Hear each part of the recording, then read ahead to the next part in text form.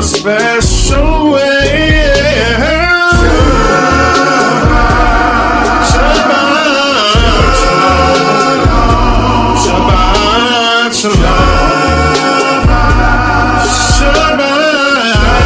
shalom.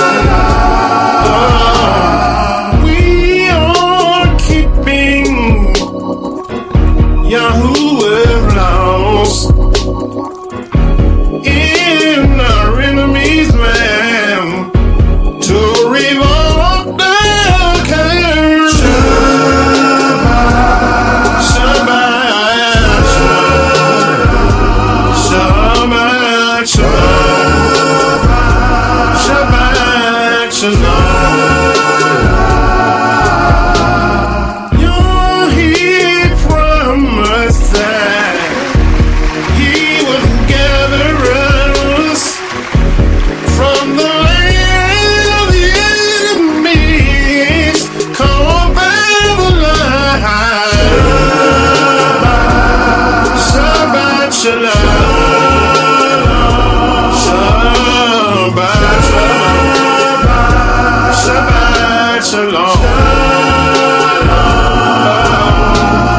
We are looking forward to the gathering of the saints of Yah to the new Jerusalem. Shabbat shalom. Shabbat shalom. Shabbat shalom.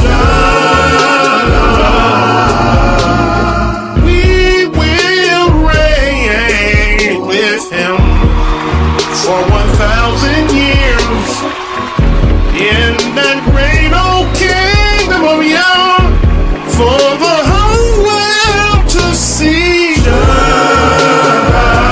Shabbat shalom.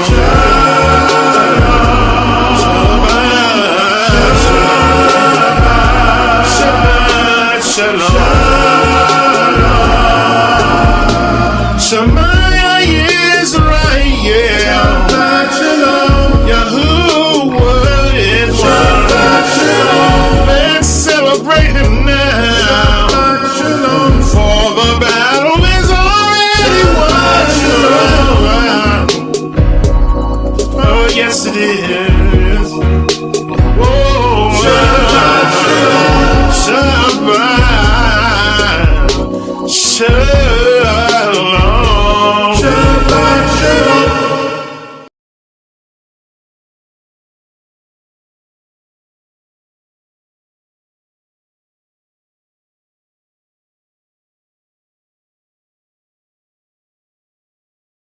Shabbat shalom, brothers and sisters. Shabbat shalom on this blessed Shabbat day.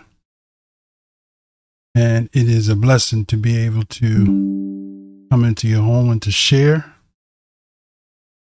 I wasn't going to go online and share, but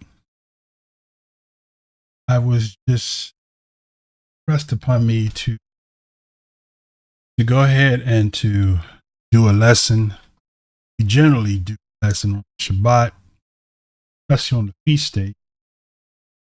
I want to do it for many people there, and some actually at the work, I'm sure. But I didn't want this day to get by able to do on this blessed and to share what the Most High give me to share for all of the people of sons and daughters of the Covenant of YAH. So let me go ahead. I'm not going to be too lengthy today, prayerfully. Try to get in and get out the way so that we can go to our various festivities. Some I know we have some that have already celebrated Memorial of Trumpets last month. Some are closing out at sundown today. Some are going to be starting at sundown. But be that as it may, we are here in the lands of our captivity with a desire to fulfill the feast, our obligation, our moedim that the Most High have called us to keep. So if you're online and this hour, I don't see one actually online. So you come later on, you'll see this here. It's here. Just let people know that we prepared a lesson for today. So for those of you that are new to this walk, we want this to be a course that will shed some light on what the significance of this Memorial of Trumpets is all about. So it's a time where the Most High gave us to keep. Well, I want to go ahead and open up. You have your scriptures. Go with us in the scriptures. And we're going to open up in, let's start right at Exodus 23rd chapter, which is where we actually find the day that the Most High told us to keep. And then we'll go from there. In the book of Leviticus, of course, chapter 23 is the book that the Most High gave to us, which is where we find all of the days that the Most High have commanded us set apart. Interestingly, the world has set apart days, and those of us that work in the corporate systems have been forced to have to keep those days. But the Most High's days, we have to work. Unless you have the luxury to be able to be off, you work for yourself or whatever the case might be, or maybe you have some extra time in your PTO days where you can actually take off time. So we're going to begin in Leviticus 23 and verse 23 and 23. Something about these double numbers that's significant. But Leviticus 23 it reads on this wise. Yah spoke unto Shemaiah, saying, Speak unto the children of Israel. I feel a sneeze.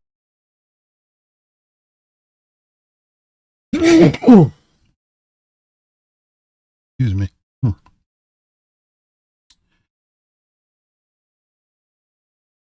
Let's try that again. And Yah spoke unto Shemaiah, saying, Speak unto the children of Israel, saying, In the 7th month, in the 1st day of the month, shall you have a Shabbat, a memorial of blowing of trumpets, and a set apart Kodesh convocation. So basically, what he's saying is that, read the next verse, is self-explanatory, is basically telling us, and pardon me for not having scriptures on the screen, but if you read the next verse, verse 25, it says, You shall do no servile work therein, but you shall offer an offering made by fire unto Yah.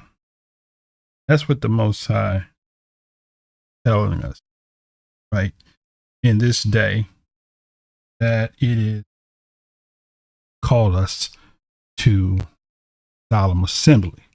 Now, for many people, I want to kind of go, before we get into the real meaning or the prophetic meaning of the day, I want to get into the literal meaning of it before we go forward.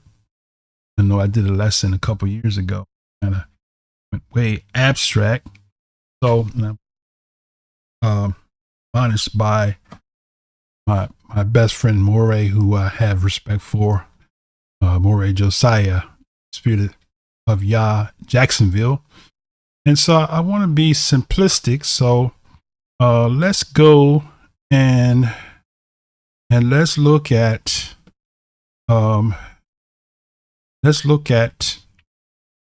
Exodus 19. Okay, so we read this. This is one of our promos that we have. I didn't play it today because I want to go straight into this sharing. But let me, before we go further, Father, we thank and praise you for this opportunity to share with your people. Our desire and our prayer that you give us the words to share with your people on this special day, this day of reflection, this day that you have commanded us to keep. And it is our desire that your people will be edified, exalted, and comfort as we share what you've given us to share. Come before your name, Yahushua Mashiach, came through 42 generations to enable us to be grabbed back to the olive tree. We do praise and thank you for all things. In the name of Yahushua HaMashiach, we say hallelujah. Hallelujah. Hallelujah. Hallelujah. So we're going to go ahead and we're going to break this thing down. So we're going to go to Exodus chapter 19. And we're going to start right at verse 1. We read this, generally we read this here. As a matter of fact, I'm going to go ahead and play that little primo before we go ahead and get started. Let's do that, okay? In the third month, when the children of Yasharel were gone forth out of the land of Mizraim, the same day came they into the wilderness of Sinai. For they were departed from Rephidim, and were come to the desert of Sinai, and had pitched in the wilderness, and there Yasharel camped before the mountain. And Shemaiah went up unto Elohim, and Yah called unto him out of the mountain, saying, Thus shalt thou say to the house of Yaakov, tell the children of Yasharel, you have seen what I did unto the Mizraimites, and how I bore you with eagle's wings, and brought you unto myself. Now therefore, if you will obey my voice indeed, and keep my covenant, then you shall be a peculiar treasure unto me, above all people, for all the earth is mine. You shall be unto me a kingdom of priests, and a Kodesh nation. These are the words which thou shalt speak unto the children of Yasharel.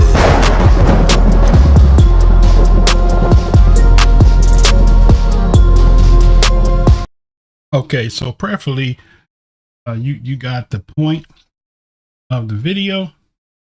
And so now, without being repetitious on the particular passage we read, we basically see that the Most High had made a call to the nation of Israel. And for those of you that this is your first time actually listening, maybe you've gotten bold and you say, I'm gonna listen to a Hebrew Israelite, see what this is all about. So basically, we are those descendants of those people that came out of Egypt after 400 years, as it's 400 years, according to what it says in the scriptural text. We know it wasn't 400 years that they were in Egypt, but it was a combination of years in Egypt and in Canaan. Okay, but that's another lesson for another day. I don't want to lose you. Okay, so we'll talk about that on another lesson. But now, so when the nation of Israel came out of Egypt, right? The 12th chapter, I want to say, of Exodus tells us that Israelite nation came out, a mixed nation, right? A mixed multitude. And that's Exodus 12:38.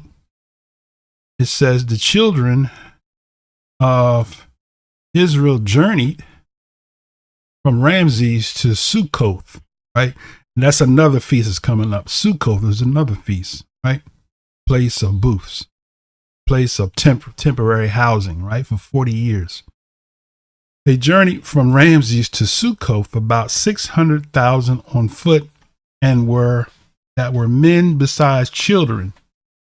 And the mixed multitude went up also with them, and flocks, herds, even very much cattle. So within that mixed multitude, you have ethnic descendants of Abraham, and you also have those that was bought with money according to the covenant that the Most High made with Abraham. He said to circumcise your seed and those that are bought with money, which meant that anybody could come under the nation, right? Abraham's nation, right? By joining in with the covenant, right? So there you have the mixed multitude, right? Now, going back to Exodus 19, and he said to them, this was the call. The Most High called the nation of Israel to priesthood, right?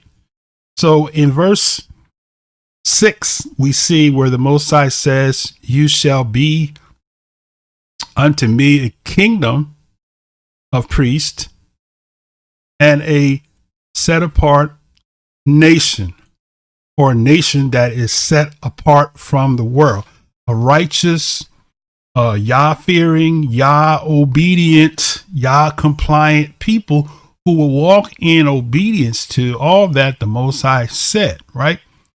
And incidentally, right, the people said, all that he said, we will do, right? And so then the Most High said, okay, so that's great. So now we're going to go to chapter 20, right? And now we all know, everybody knows what they call the 10 Commandments, right? The 10 Commandments, right? Where the Most High said, right? And we actually have a clip for that too. Let's just play that clip and then we're going to go further, okay?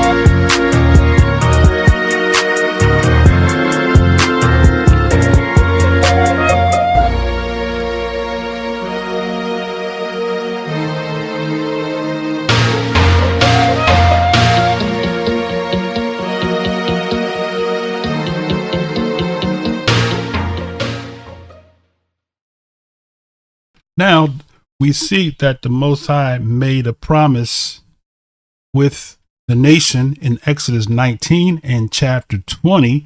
He gave the Constitution, which we call the 10 Commandments, to the nation and said, okay, I've made a covenant with you. And if you obey my voice and keep my covenant, I'm going to make you a kingdom of priests, right? So in the next chapter, chapter 20, which we just played the clip, we see that the Most High gave his protocol, right? Teaching us how to serve him and how to serve each other as priests, fellow priests and priestess in the kingdom, right? In this particular phase of the call, the Most High had the intentions of unifying us as a people to be a kingdom of priests, to priests, the nations, the sons of Adam, right? Now, I want to skip down to verse 18. So this is when the Most High gave the nation of Israel the very first fireworks, a celebration, Constitution, the Independence Day, the true Independence Day of the nation of Israel being independent from the bondage of the Egyptian civilization and Egyptian rule. So in verse 18, it said, all the people saw the thunders and the lightnings and the noise of the trumpet and the mountain smoking. And when the people saw it, they removed and stood far off. Right? Isn't it just like our people today? When we hear fireworks or we hear thunder and lightning and we get fearful. That's something in our nature that makes us like that. I remember as a kid, we'd be sitting around and then the thunderstorm come and our family, my mom would say, my dad, they would all say, oh, be quiet. Turn the lights off, turn the electric off. You know, the Most High is speaking, right? So you could imagine what they experienced when they saw the thunders and the lightnings and they heard the noise of the trumpet. They saw the mountain smoking. They saw the rockets red glare. They saw the bomb bursting in the air and all of that. And you got to know that the United States Constitution didn't create that. It was a reduplication of what the Most High had did for the nation of Israel. Okay, now, so when they saw that, they was fearful in their heart and they moved off, stood far off. And they said to Shemaiah, you speak to us and we will hear, but don't let Yah speak with us unless we die, right? So they were afraid that if they said that they were going to do what the Most High, all that he said, right, we will do. Okay. That's verse 8 in Exodus 19. So I just want to kind of pull it out. So verse 7 says, 19:7, Shemaiah came and called for the elders of the people and laid before their faces all these words which Yah commanded. And all the people answered together and said, all that Yah have spoken we will do. And Shemaiah returned the words of the people unto Yah. So now we have some people that believe that the Israelites could not keep the law. There's a popular teaching now that it's impossible for the Israelites to keep the law. Okay. So then why would they make a vow to say all that he said we will do if it was something that was impossible for them to do? It shows you how silly that doctrine is to make people believe that you cannot obey Yah. Okay. Now, the Most High is clear and concise to his people, right? He gave us the ability to do all that he said, all that he commissioned us to do. He gave us the ability to do it, right? And we just have to what? Do it. Okay. Now, going back to Exodus 20. So when they saw the thunders and the lightnings, right? Verse 18. And it said that they removed far off, right? And they stood far off. And then Shemaiah said to them, verse 19, and they said to Shemaiah, speak you with us, and we will hear you, but let not Yah speak with us, lest we die. He responds back to them by saying, Shemaiah said to the people, fear not, for Yah has come to prove you, and that his fear may be before your face, that you sin not. Now, notice if he said that Yah came before them, right, that they would fear him, right, that they sin not. So once again, why would the Most High tell a people to do something that they couldn't do? It was his intentions, right, for them to do all that he said do. Why? Because he told them, I'm going to make you a king of priests. All you have to do is do what I tell you to do. It's just that simple. right? Now, because we fleshly, we don't want to beat the flesh. We want to do all the things that the Most High told us that is not good for us, because if we're going to be a set apart people, we have to live different than the people, the heathens of the world. We have to teach them the ways of Yah, right? Okay. So the people said, you speak to us, but the Most High wanted to test the people so that they to fear him, that they sin not. Okay. Now, verse 21 says, the people stood far off, and Shemaiah drew near unto the thick darkness where Yah was. Now, interesting how that Moses, Shemaiah, drew near to the thick darkness, but the people far off. Which lets us know what? Shemaiah was a righteous man, right? People say, well, nobody can keep the whole law. Well, King Deut kept the law. Said somewhere I read in there where it said that he was perfect except one thing, right? And so for people that say, oh, you can't keep the law of Yah, it's not because you can't keep the law. It's because you're stiff-necked and rebellious, and you don't want to keep the law. So when you're stiff-necked and rebellious, you can't keep the law. Why? Because we're walking in what? Disobedience. Okay, now. So the Most High wanted to use the nation, all the sons and daughters, because if you go back to 19, right? Let's clarify this, and we're going to go forward, right? Still talking about the significance of the Memorial of Trumpets, the constitution that the Most High established with his people, who said that they would do all that he said they would do, right? So now, verse 8 again, the people answered and said, all that Yah has spoken, we will do.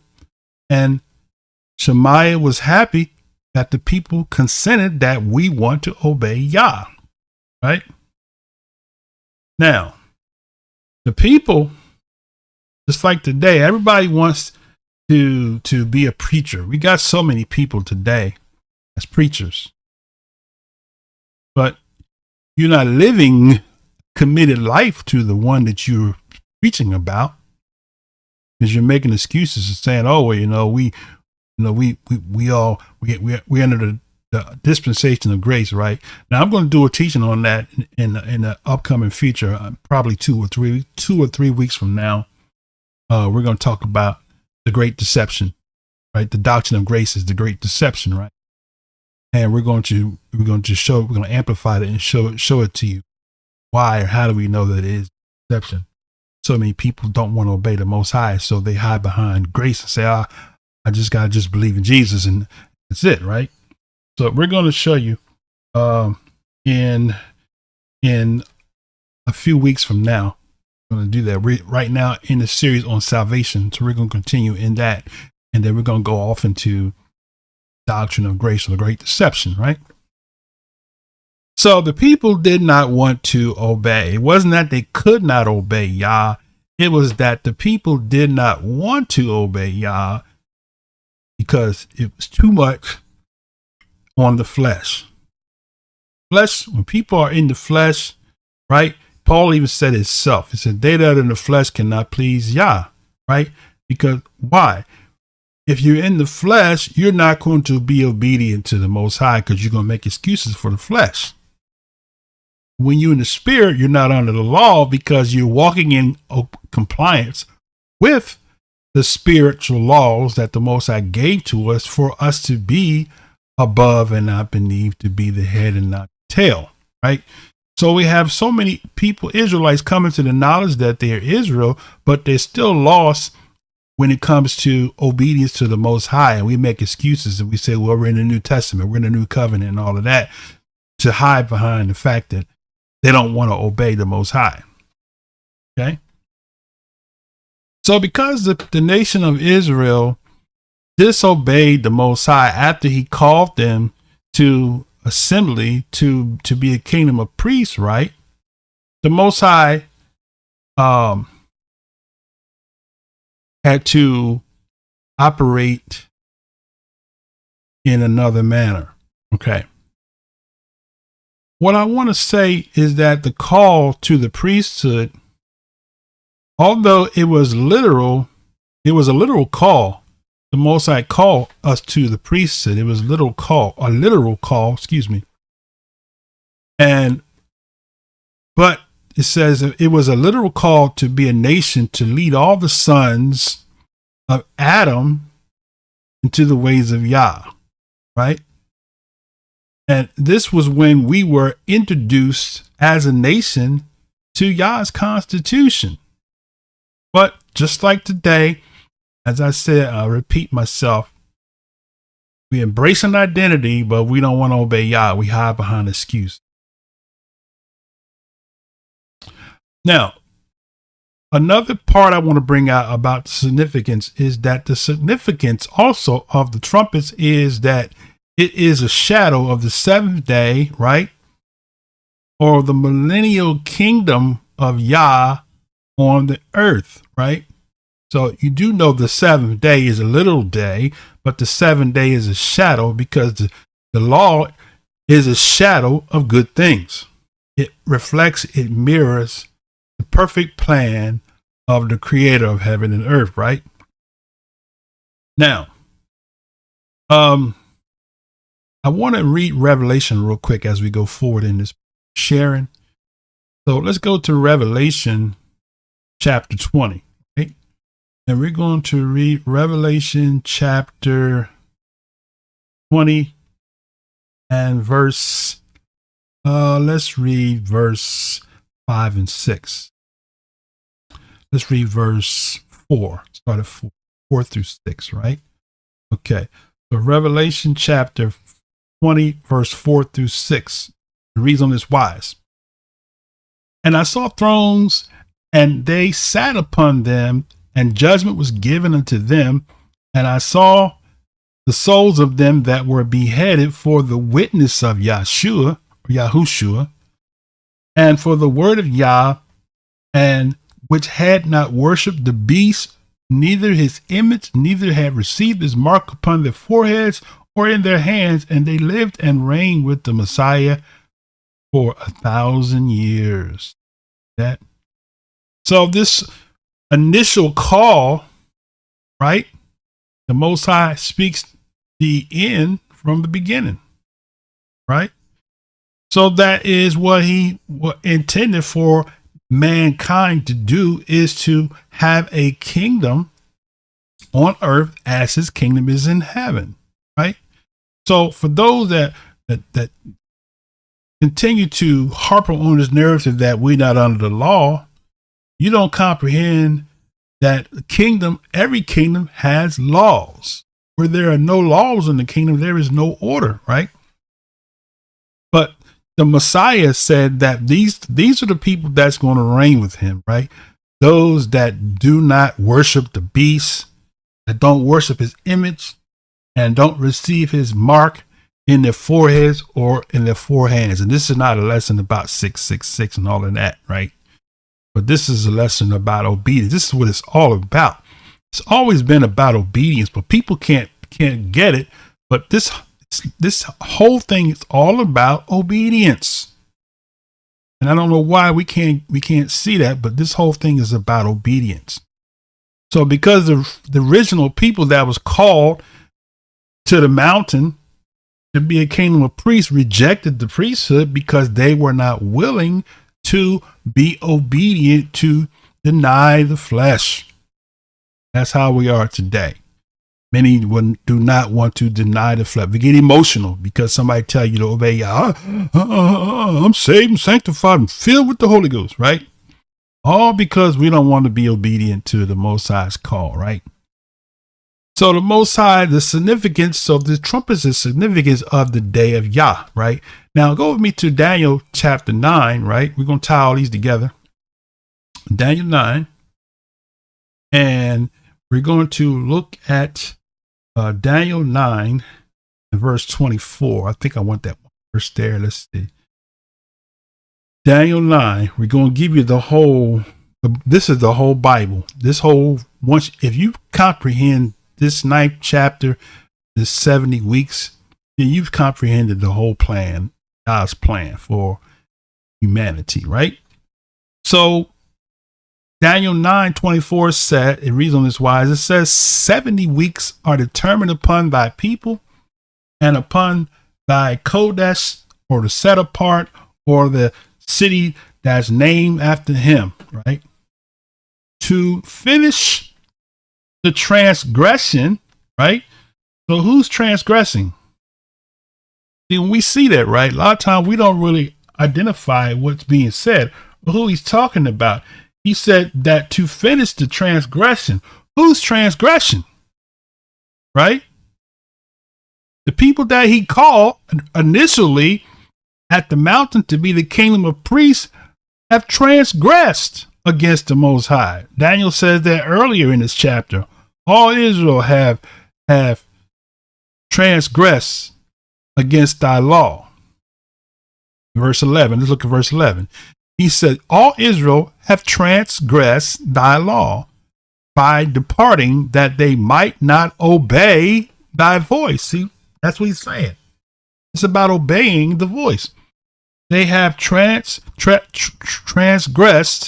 thy law, even by departing, that they might not obey the voice. Therefore, the curse is poured upon us, and the oath that is written in the law handed to us by Shemaiah, the servant of Yah, because we have sinned against him. Right? So that's what it is. We have transgressed against the Most High, right? Now going back to 24.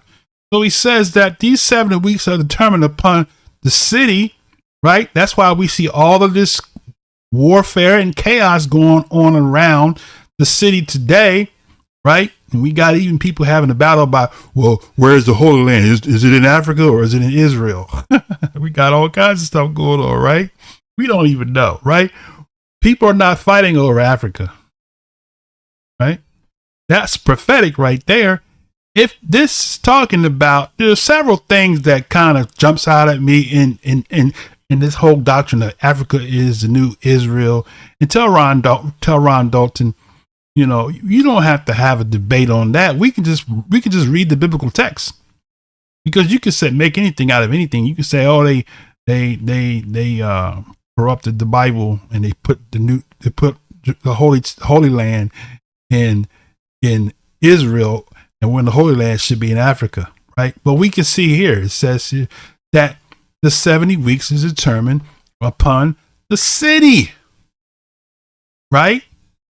So the Messiah said, let me flip over here real quick. We can come back, go to Luke 21:24, right?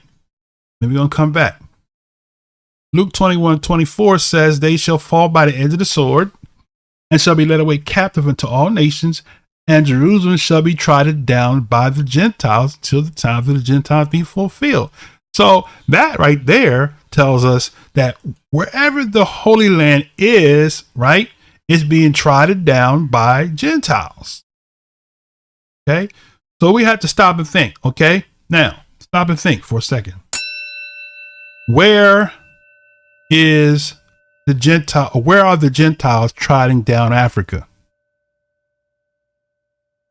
Okay. Where the prophecy says that Japheth shall dwell in the tents of Shem. Where are they dwelling at in the tents of Shem? Where are the tents of Shem, right? So without me going too far deep into that, let's go back, because we're talking about the trumpets, right? So let's get back in, because we have a lot to cover in a short time. All right. So now, so he says that those 70 weeks are determined upon the city to finish the transgression, right? To finish the transgression. Whose transgression, right? Okay, Isaiah 53. Let's go there real quick. We can come back to Daniel 9:24. Go to Isaiah 53, right? We are familiar with that, right? So Isaiah 53. And he says, who has believed our report? Who is the arm of Yah revealed. For he shall grow up before him as a tender plant and as a root out of dry ground. He have no form of comeliness. And when we shall see him, there is no beauty that we should desire him. He is despised, rejected of men, a man of sorrows, acquainted with grief, and we hid, as it were, our faces from him. He was despised, and we esteemed him not. Surely he have borne our griefs, right? For my non-Messianic brothers, this is needs to be explained. Surely he, who is the he that bore our griefs and carried our sorrows, and yet we esteem him smitten or stricken, smitten of Yah, and afflicted. But he was wounded for our transgression, and he was bruised for our iniquities. The chastisement of our peace was upon him, and with his stripes we are healed. Right? Now, here's the kicker right here. Everybody stop there, right? Verse 6 says, all we like sheep have gone astray. How do we go astray? By disobeying the call to the priesthood. Okay, and we're going to show you what happened as a result of us rejecting that call, right? We have turned everyone to his own way, and Yah laid on him the iniquity of us all, right? Now, I'm going to stop right there. So let's go back to Daniel 9 and let's go further. Okay, so to finish the transgression, right? And to make an end of sins and to make reconciliation for iniquity. So what are we talking about here, brothers and sisters, right? He says to make an end of transgression. Who's transgressing? Israel's transgression.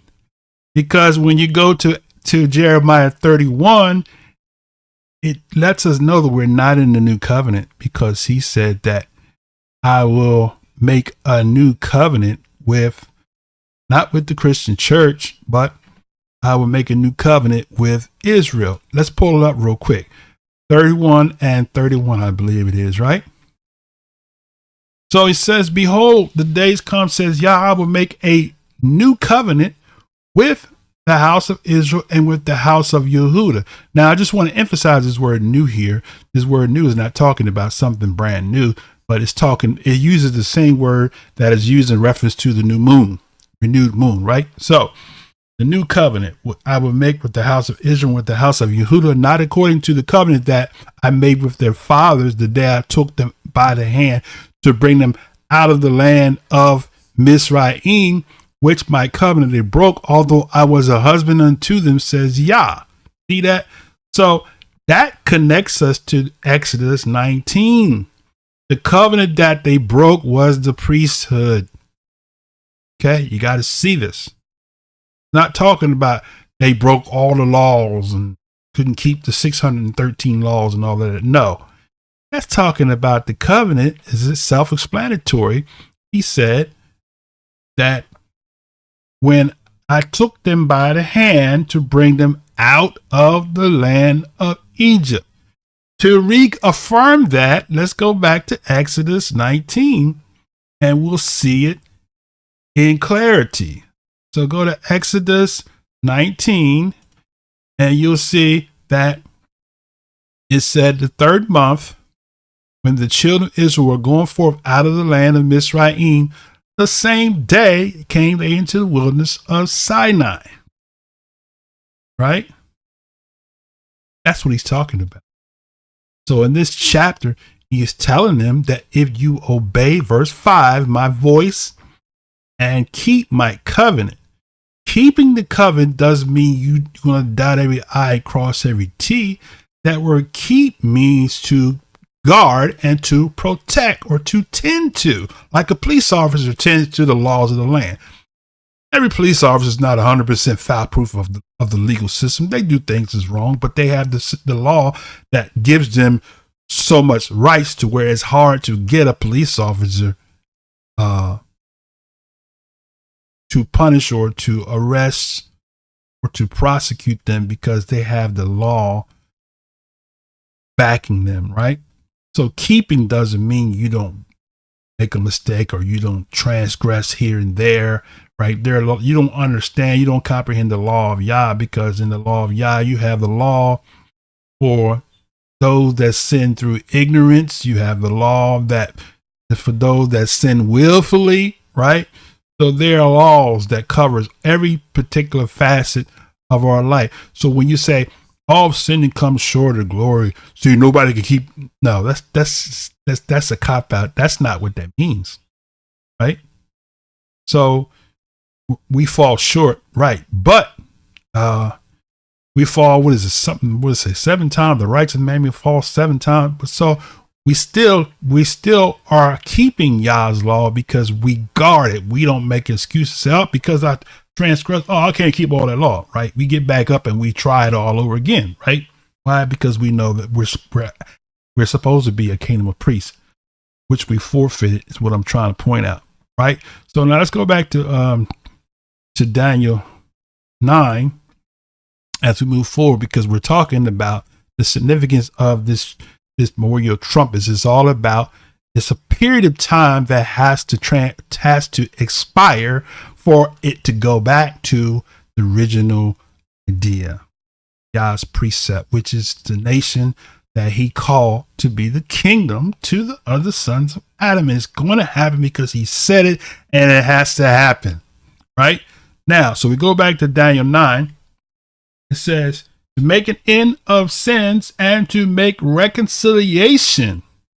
See that? That's the renewed covenant, the reconciliation for iniquity.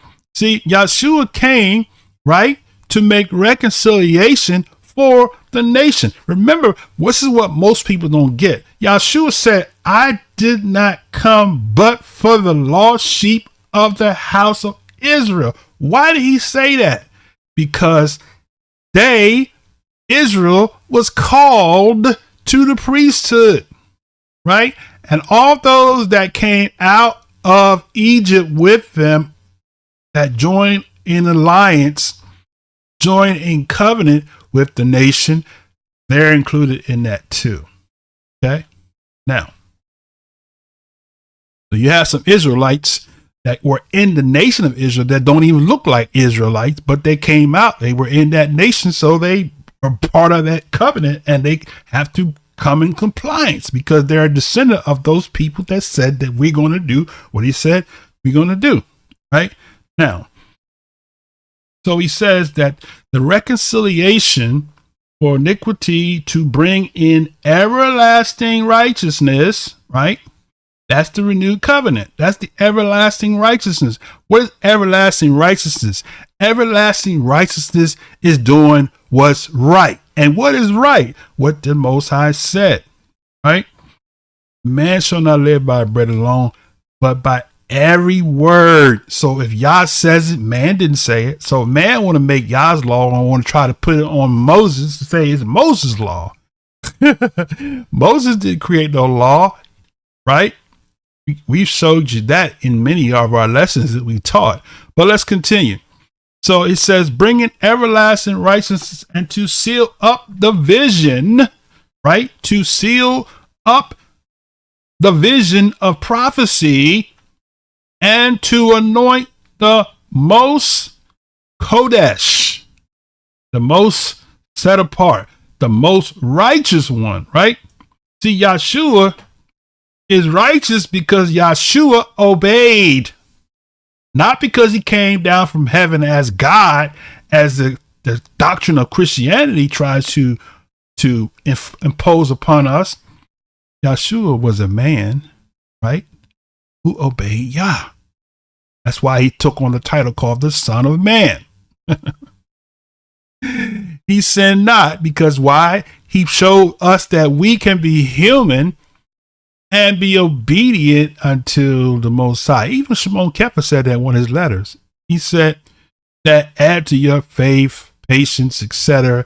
He said, if these things be in you and they abide, he said, you will never fail, right?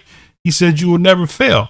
So why would the Most High give us something to do that we can't do, set us up for failure, right? Because we could do it. Why? Because we know we could do it, but we choose not to do it, right? It's like a person that has a job. You can choose not to go to work. When payday come, you don't have a paycheck. You chose to be broke because you chose not to work for your hire to take care of your expenses in your business, right? Okay, now, so that's what he said in Daniel 9. So that is the whole summation of what the whole scriptures is about. That's it right there in a nutshell.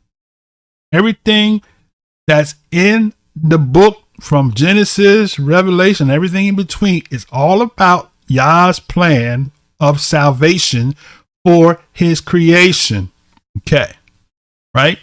Nobody's dying and going to heaven because that's not what salvation is all about. Okay?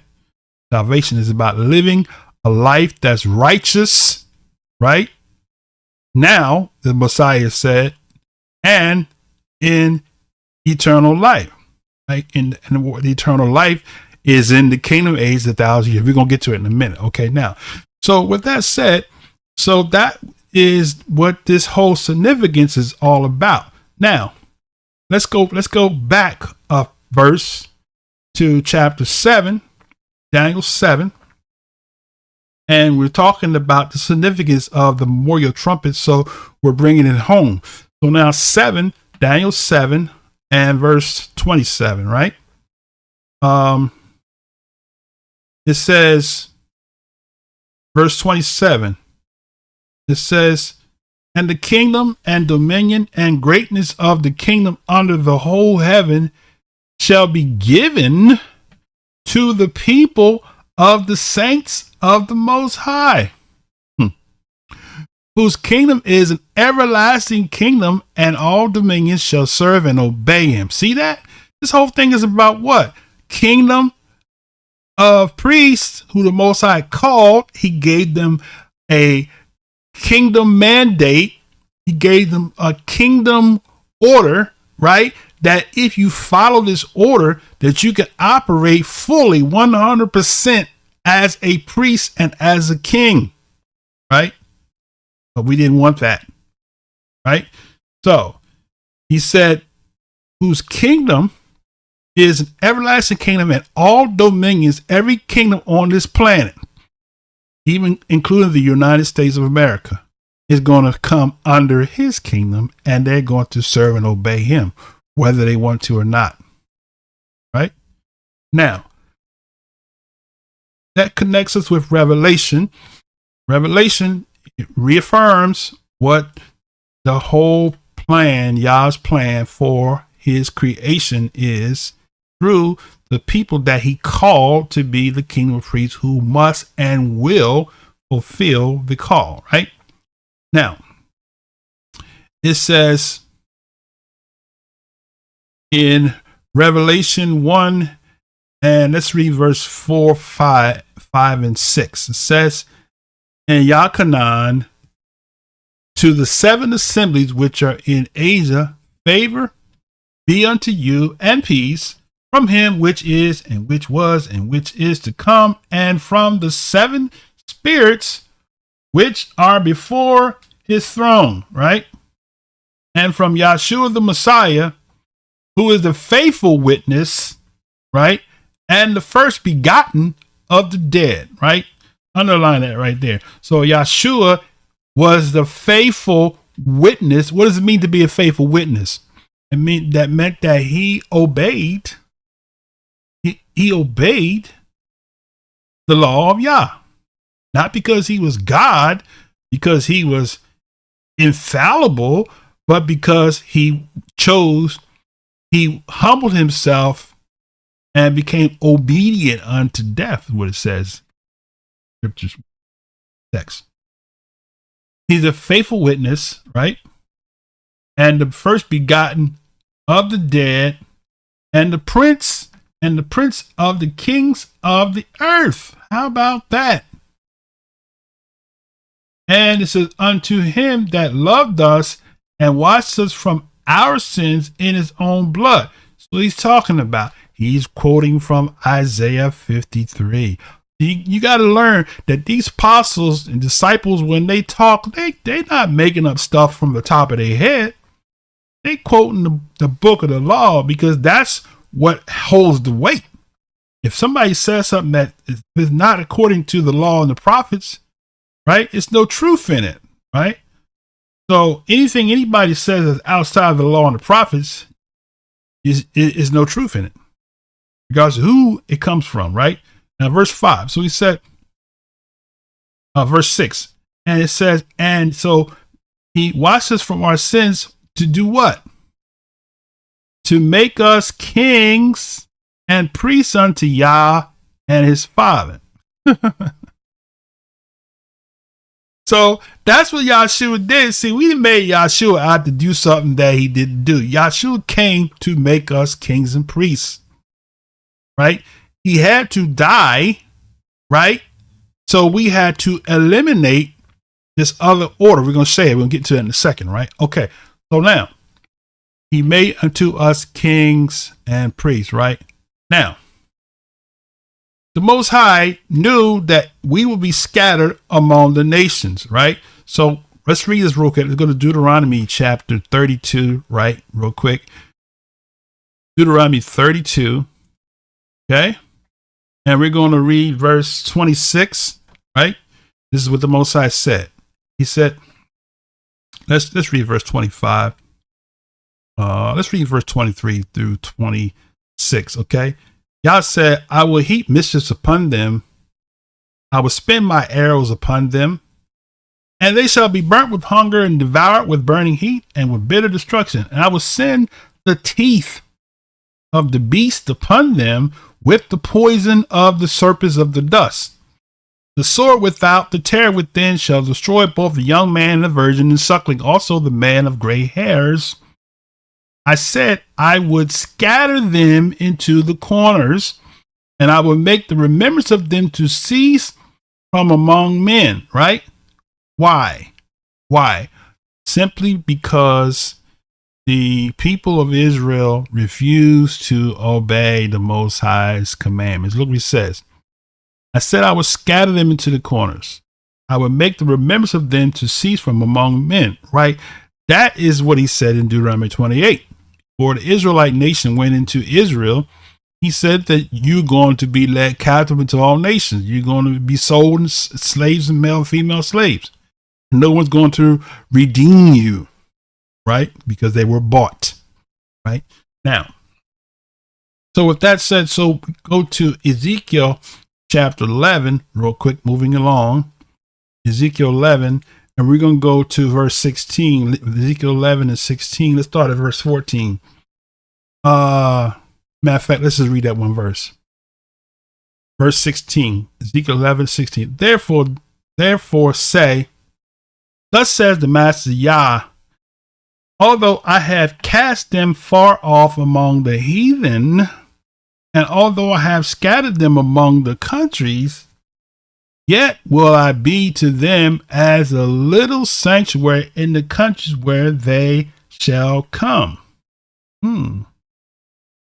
So Yah knew we were going to be scattered, and Yah knew that we were not going to have assemblies in our cities where we are. And some of us don't have the luxury to have an assembly at our disposal. So the Most High have afforded this opportunity for us to fellowship via the internet. Okay.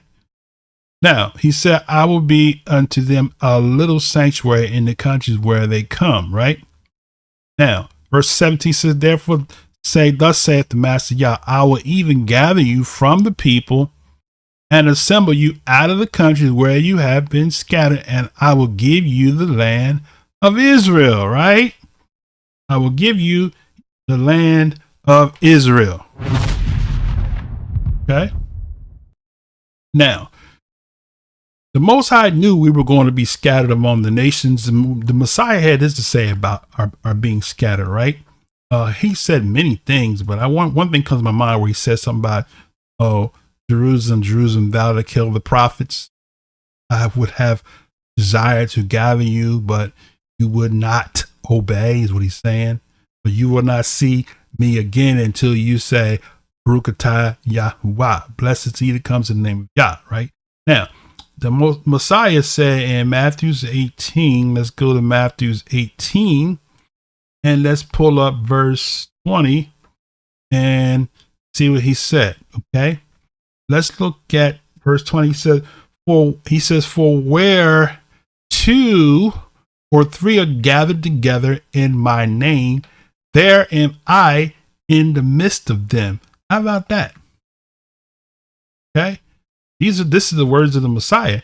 He said, if there's two or 3 are gathered in his name, he's going to be in the midst of them. So for those of you that can't, and don't have anywhere that you can go, if there's 2 or 3 of you, the Most High's Son said, I'd be in the midst of you, right? The Most High said through the prophet that I would be a sanctuary.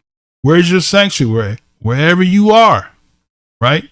Now, Christianity says, oh, for sake not to assemble yourself together, such as the manner of some, right? That's religion, okay? Because the Most High knew we wouldn't be able to be assembling together as a nation in the scattered lands, right? So now, additionally, I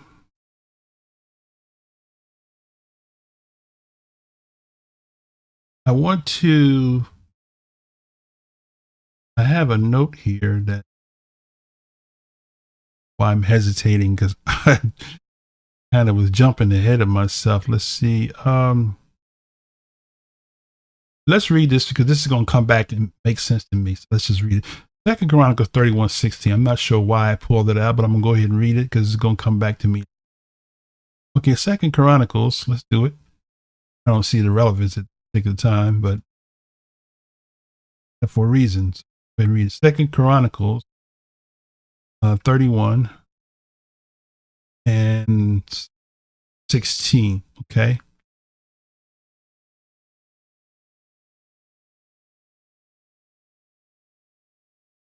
It says, I got 31:16. I might have wrote the wrong verse down, but let's just.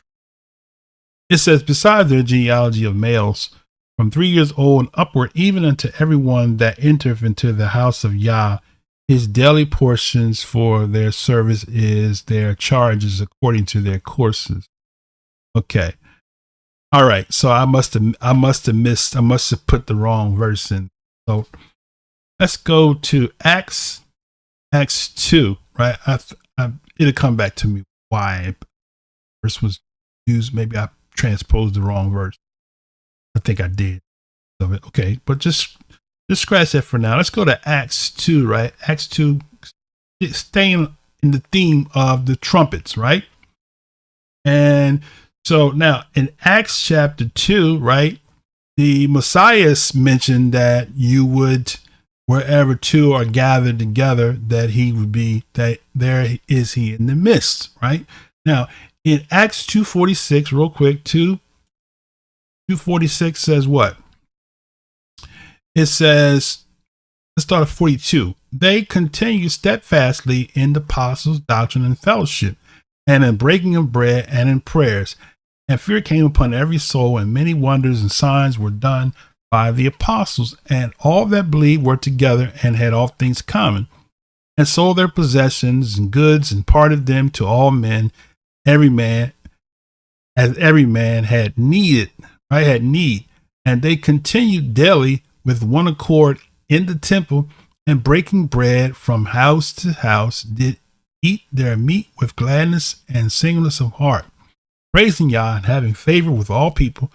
Yah added to the assembly such as should be saved. And that's a whole nother lesson there. But I'm just showing you how that the people gathered together, as the Most High said through the prophet, that he would be a sanctuary in the places where it goes. So they gathered from house to house. Okay, skip down to 5, Acts 5:42, another place here. 5, Acts 5:42. And okay, and they departed from the presence of the council, rejoicing that they were accounted worthy to suffer shame for his name, and daily in the temple and in every house they cease not to teach and to preach Yahushua the Messiah, right? So that's what they did. What were they preaching about Yahushua the Messiah, right? That he came to reinstate us back to the original precept, be the kingdom of priests and a set apart nation.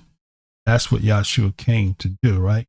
Now, so because the Israelite nation rejected the priesthood, the Most High had to reestablish a second priesthood, which you're gonna see that if you go to Hebrews, you see that the second, right, which was the sons of Aharon. So go me real quick to Exodus chapter. I'm sorry, not Exodus. Covered it already. Exodus chapter 28. Okay. So Exodus chapter 20, after Israel saw the thunders and the lightnings, and they said, "Oh, don't speak to us. We'll listen to Shemaiah, and you can speak to us through him." They rejected the priesthood. So as a result of them rejecting the priesthood, the Most High had a dilemma. So if you go to Exodus 28, we'll see verse 1 says, and he says, "Take thou unto thee Aharon thy brother and his sons with him from among the children of Israel, that you may minister unto me in the office, the priest's office," right? And he said, "Even Aharon, Nadab, Abihu, Eleazar, Ithamar, Aharon's sons," right? "And you shall make set apart garments for Aharon thy brother for kabod and for beauty," right? For riches and for beauty. So their garments were actually rich looking, right? That's what the word kabod means. Splendor, immaculate.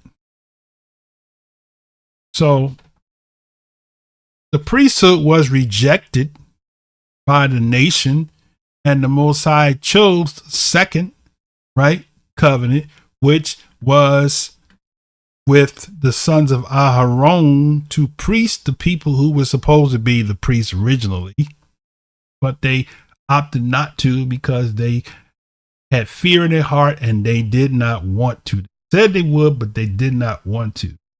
So you go through Exodus chapter 28, 4, 21, 28, 41, you see that those sons of Aharon had took the place, the original place of the priesthood that was called of every person, every male and female came out of Mizraim or Egypt was called to the priesthood, right?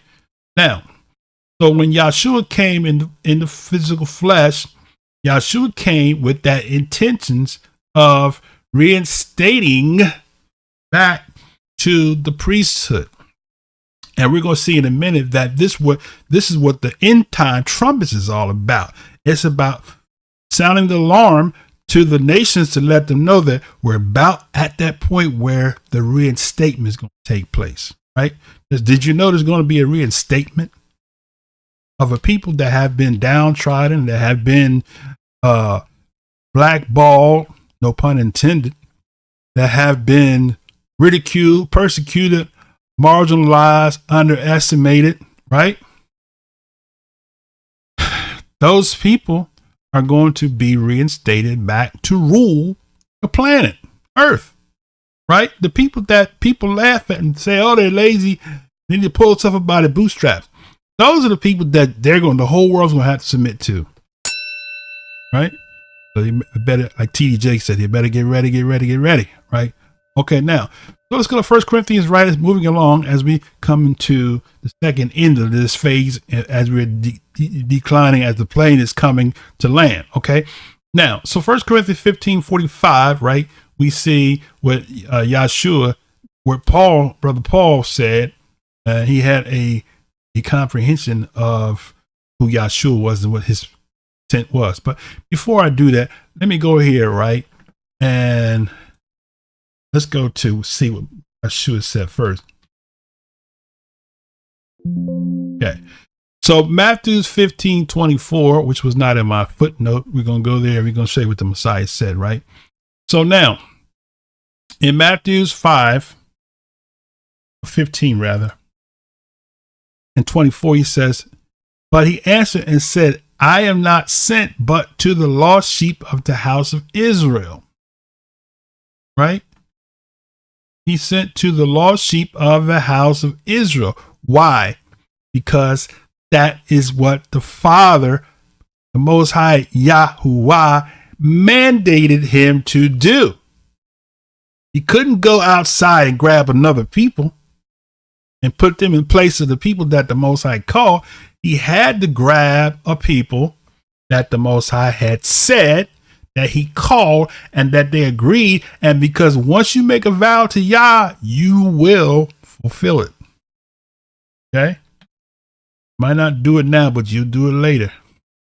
If Yah called you to do something, you're going to do it. Okay? Mistakes about that, right? So 1 Corinthians, what Paul said in 1 Corinthians 15, right? It's 15 and verse 45. Read it one verse there. It says, and so it is written, the first man, Adam, was made a living soul, and the last Adam was made a quickening spirit. So question, how was Yahushua made a quickening spirit if he already was the spirit? Interesting question. Inquiring minds want to know. So we're taught to believe that Yahushua didn't sin because he was the Son of God. Yahushua didn't sin because he was obedient. He humbled himself, right?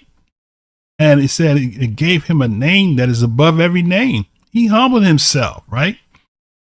Why would he need to humble himself if he was God, as the teaching goes, right? And it was impossible for him to sin, right? Why was he tempted in all points like we are without sin if he was God in the flesh and he couldn't sin, right? So he was the last Adam, right? As Moriah Josiah always says, he was the seed of Joseph, seed of David, according to the flesh, right? Make sure I quote that right. Okay.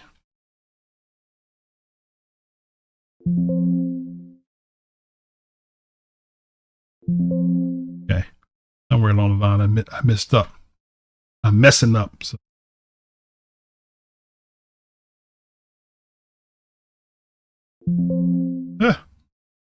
Right. Get it.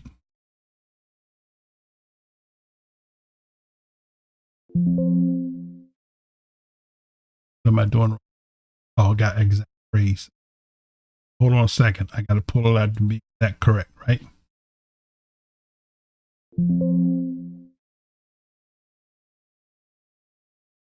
So it's Romans 1-3. That's it. It says, it reads, it says, concerning Yahushua, concerning his son Yahushua, the Messiah, our Savior, which was made of the seed of David according to the flesh, right? Go, right? All right. So according to the flesh, right? Now let's go back where I was. Okay. So Yahushua came and the flesh, and he humbled himself. Let's pull that out real quick. He humbled himself. Right? Why am I not able to pull ashes down here? This is not right, brothers and sisters.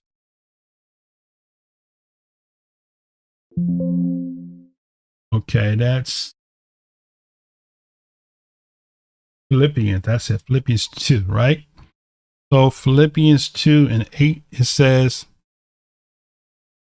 says, who being in the form of Elohim, right,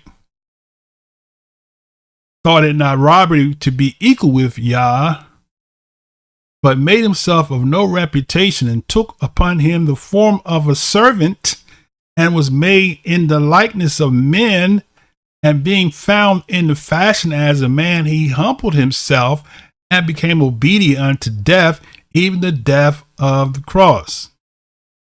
Wherefore Yah also have highly exalted him and given him a name which is above every name. Right? That's it. So, yes, so Yahushua was obedient. Right? So it's possible for us to walk in obedience because Yahushua came to be an example to the nation so that the nation can do all that they said that we will do so that we can be reinstated back to the priesthood so that we can rule the nations like the Most High originally ordained it to teach his creation, his way for life. Religion don't like that. Religion tries to have their own form of religion, their own form of righteousness, which is creating a doctrine called the doctrine of grace, right? The great deception. All right, now, so let's go to Hebrews 7 real quick. Hebrews 7, we kind of moving in that direction to wrap this baby up here. So Hebrews 7, right? And Hebrews 7, it reads on this why it says, if therefore, right, perfection were by the Levitical priesthood, for under it the people received the law, what further need was there that another priest should rise after the order of Malak, Tsdek, and not be called after the order of Aharon? Right? Verse 12 says, for the priesthood being changed, there is made a necessity of change also of the law. Right? That's why when you comprehend the renewed covenant that's going to be written in our hearts, we don't need the law, because if the law is written in our hearts and we're walking in it, that's what Israel was supposed to do originally. Not that they couldn't do it, it's that they wouldn't do it. Right? For he of whom these things are spoken are pertaining to another tribe, of which no man gave attendance at the altar. Right? Because in the original mandate that the Most High gave with the nation, it wasn't predicated on the sons of Aharon. Right? So when we look at that and we see Yah's precept, we comprehend that you can't be the order of priesthood if you're not going to walk in obedience to the kingdom mandate, because you can't rule under the rule of the king if you're not following the protocols of the king and the protocols of the kingdom that was established by the King of Kings. Right? I need a hand clap on that one.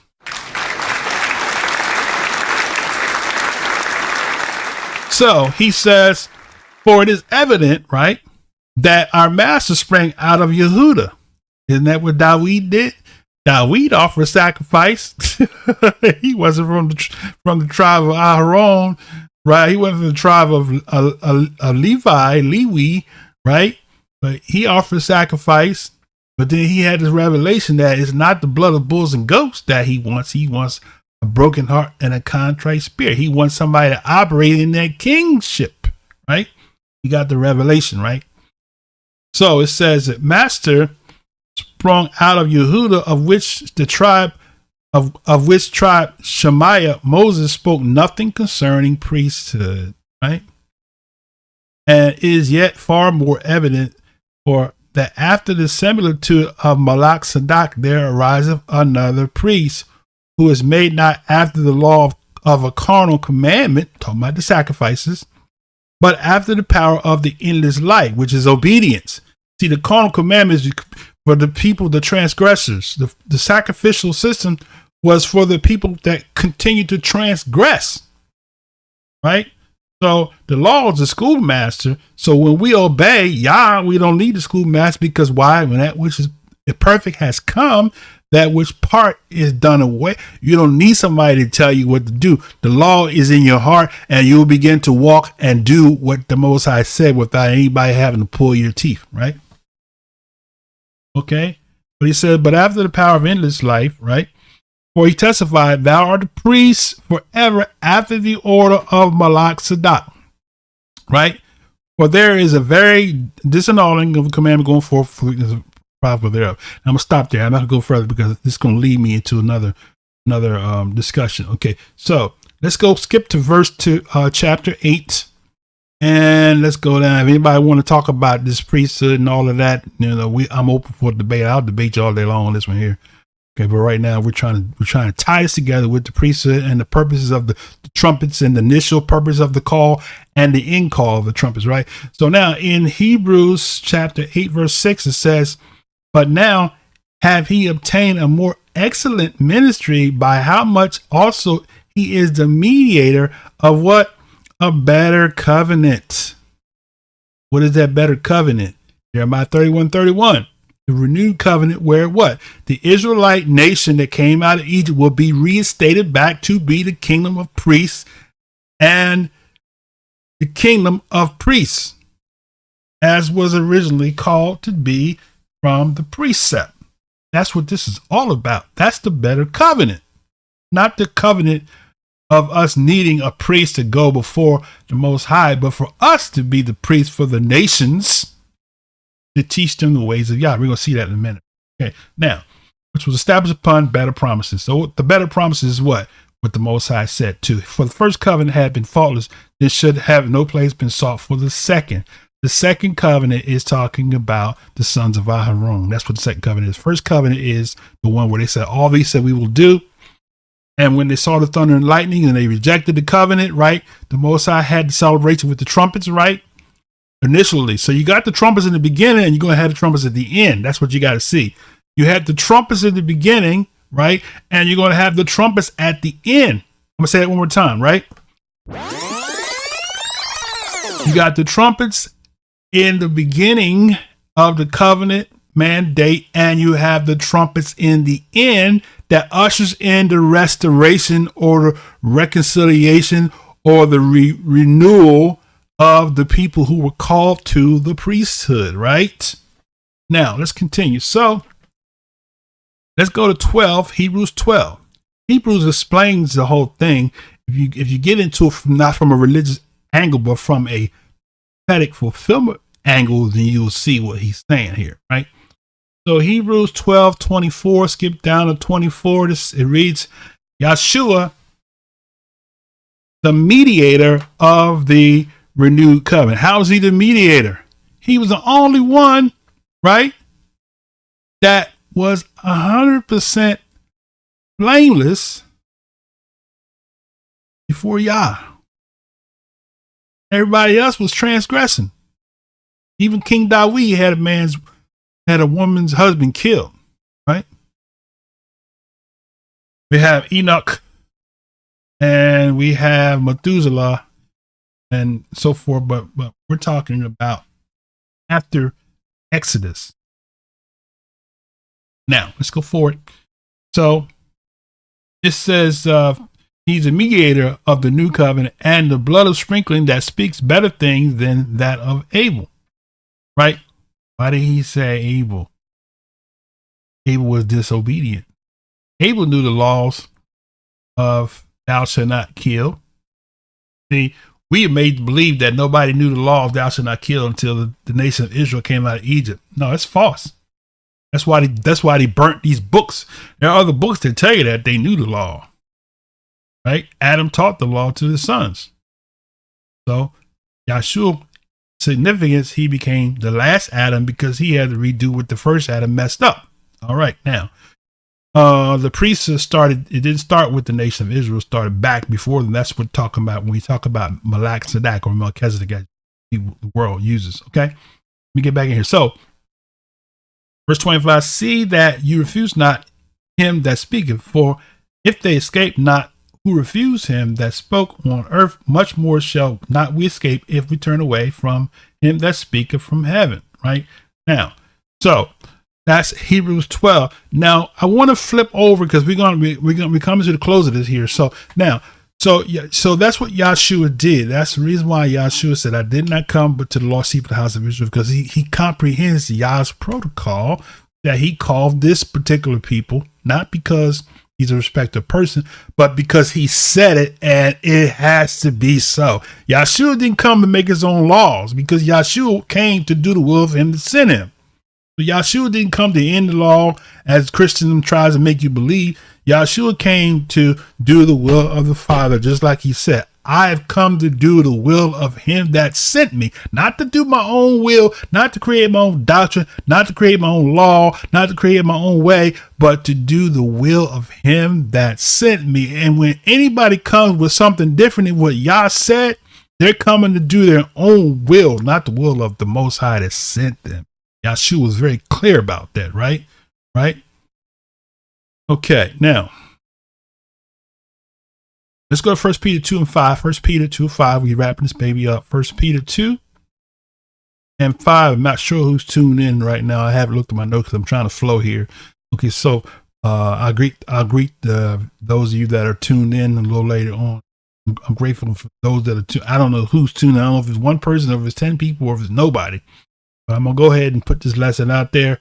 Those that will come later on will see it. Praise Yah. All right, now. So 1 Peter chapter 2, verse 5, right? It reads on this wise. He says, you also, as lively stones, are built up a spiritual house and a Kodesh priesthood. How about that? To offer up spiritual sacrifice acceptable to Yah by Yahushua the Messiah. So even he knew, even Shimon Kepha, the world calls Peter, knew that it wasn't the flesh of goats and bulls like Deut said, right? It's not the blood of goats and bulls, right? Let's see real quick. A broken and a contrite. That's what I want. Let me see. That's Psalm 34:18. Real quick. He said, Yah is nigh to them that are of a broken heart, and save of those that are such of a contrite spirit. Right? And let's see. He says, if you look at, he says, keep thy tongue from evil, thy lips from speaking guile, depart from evil and do good. Seek peace and pursue it. The eyes of Yah are upon the righteous, and his ears are open to their cry. The face of Yah is against them that do evil, to cut off the remembrance of them from the earth. The righteous cry, and Yah hears and delivereth them out of all their troubles. Right now, in Psalms 51, it says, verse 14. Most people. Let's start at verse 10. Right, most people read this and it goes over their head.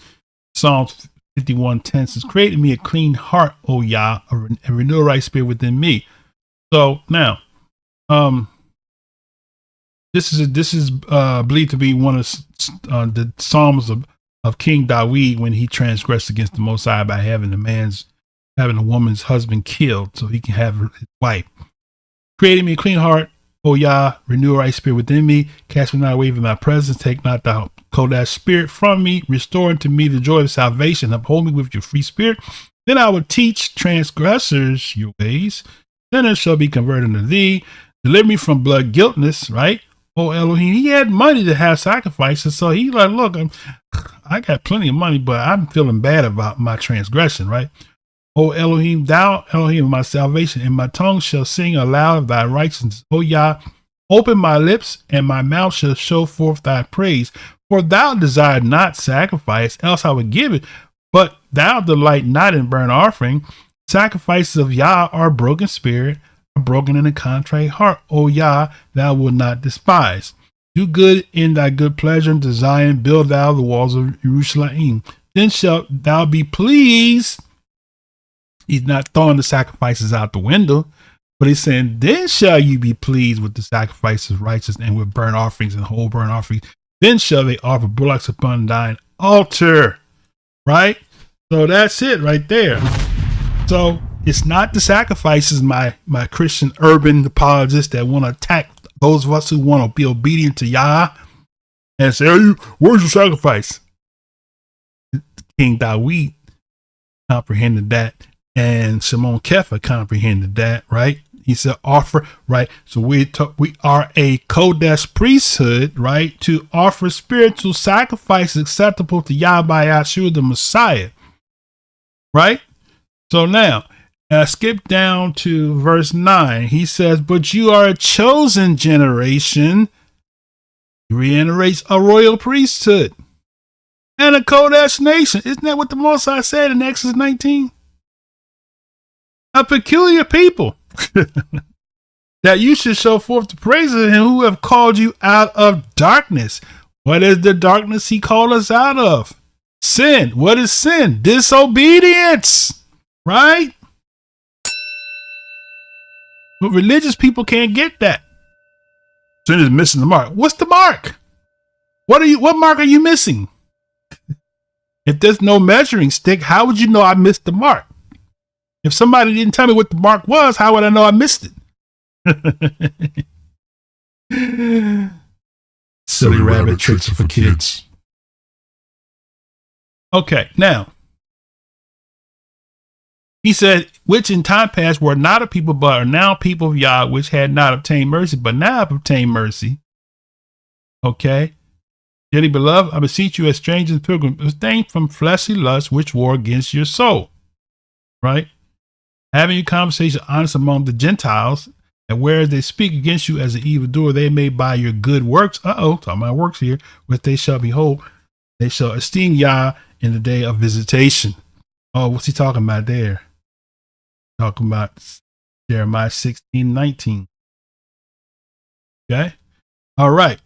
So the remnant, as we come to the closing finale of this lesson, right? The remnant are the ones that's going to usher in the final trumpets, right? The trumpets are sounding as we speak. But there's the last trump that's going to wrap the whole thing up, right? So Deuteronomy 30 real quick. The Most High said what? In Deuteronomy 30, this is what you're seeing globally. When you see Israelites, so-called African American Negroes waking up and saying we Israel, and they want to call black Hebrew Israelites, because they want to put us in a religious mode when we recognize that we fulfill the prophecy of those people that disobeyed the covenant. Now we want to get back to obedience so we can gather back out of the lands of our captivity, right? Now, so Deuteronomy 31 through 3, okay?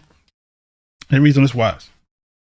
It shall come to pass when all these things come upon thee, the blessing and the curse, which I have set before thee, and thou shalt call them out among all the nations where Yah Elohim have driven thee.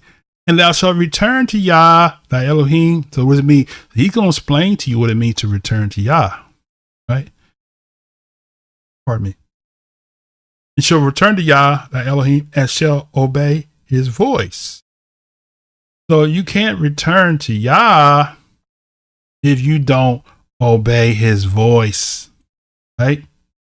How about that? You gotta obey the voice. You can't, if you're not obeying the voice, you're not returning to Yah. I don't care what you say. You didn't say return to identity. You know, you an Israelite. Wake up. What does it mean to be woken? To be awake? To be awoken to know that you're an Israelite? Let's go with Ezekiel 37, read the valley of dry bones again, because the bones was very dry. The bones didn't have no life in them. What gives you life? The word of Yah. Word is a lamp to my feet and a light to my path, right? Okay, let's continue.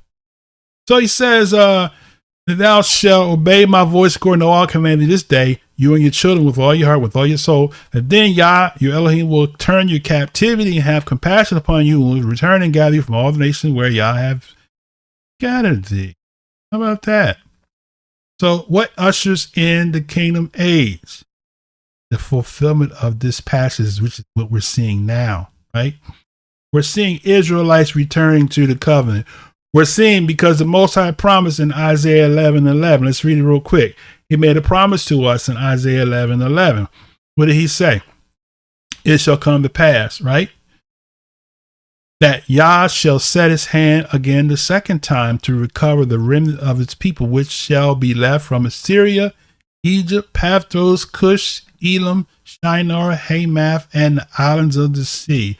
That would be the people of the northern kingdom primarily, who went into the Syrian and Babylonian captivities. Some of them end up in Africa too as well, in the diaspora. Okay, verse 12. And he shall set up an sign for the nations, and shall assemble the outcasts of Israel, and gather together the dispersed of Yehudah from the four corners of the earth. Sounds familiar? Negro land, Kingdom of Judah, Guinea, right? Portuguese,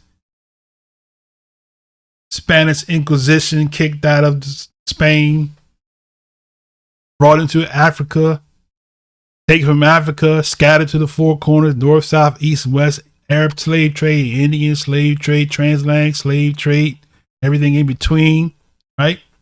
Now, go to Revelation real quick. Revelation 7, right? We're talking about the signs of the Most High gathering the elect. So Revelation 7, right? And go to verse 1. It says, after these things, I saw 4 angels. Why the 4 angels? Because Israel was scattered to north, south, east, and west, the 4 corners, right? 4 angels standing on the 4 corners of the earth, holding the 4 winds of the earth, that the wind should not blow on the earth, nor the sea, nor any tree. Saw another angel sending from the east, having the seal of the living Elohim, and cried with a loud voice to the 4 angels to whom it was given to hurt the earth and the sea. I don't know why they're hurting the sea too. The light thrown in the sea, right? The depths of them in the sea, that's prophecy, right? Okay. Taken in his pits, that's prophecy, right? In the pits of ships. Who was taken in the pits of ships? The anointed of Yah. Was taken in his vessel in the pits of ships. Right? Saying, hurt not the earth, neither the sea, nor the trees, till we have sealed the service of Elohim in their foreheads. And I heard a number of them that were sealed, and there were sealed 144,000 of all the tribes of the children of Israel. I thought Israel was no more. I thought it was spiritual Israel now. The last book in the canon is telling you that he's gathering 144,000. This is this remnant from the tribes of Israel, the tribes of the children of Israel, to be specific, not just the nation, because you got sons and daughters that was bought with money, and those that just willfully joined in covenant with Israel. But you got this, it says the children. Remember, we go back to Exodus 19. It says the house of Israel and the children, right? So in every house, you might have somebody that's not blood in the house, but to be a child, oh my goodness, it's different. Children of Israel, house of Israel, right? All right. Of the tribe of Judah, 12,000. Reuben, 12,000. Gad, 12,000. Asher, 12,000. Naphtali, 12,000. Manasseh, 12,000. Simeon, 12,000. Levi, 12,000. Issachar, 12,000. Zebulun, 12,000, Joseph, 12,000, Benjamin, 12,000, right? And then the great multitude. These are the ones that's bought with money. These are the ones that join themselves to Yah and his people. Isaiah talks about that, right? That's a prayer for all people. So you got these a great number, of which no man can number, of all nations, kindreds, and tongues, stood before the throne and before the Lamb, clothed with white robes and palms in their hands. Okay, so moving along. So that's Revelation 7, talking about the 12 tribes. Then we're going to move on to the trumpet. This is actually the closing phase of this lesson, right? Which is, we're bringing it home now. So we showed you the significance of the beginning of the trumpets was a call to the priesthood, the kingdom, nation of Yah's people, and those that came out of Mizraim with the seed of Yaakov just to confirm, let me do this because I have to reassure you, to reaffirm you that everybody that came out of Egypt was not DNA descendants of Abraham. The fact. So now, if we was to go into another phase of this lesson, we will show you that even in Canaan, Judges chapter 3, we had Canaanites that were part of the nation, males that was not of the seed of Abraham, but they became a part of the nation, right? That's why they become known as the house, right? So when you go back to Exodus 19, and we see that he says, verse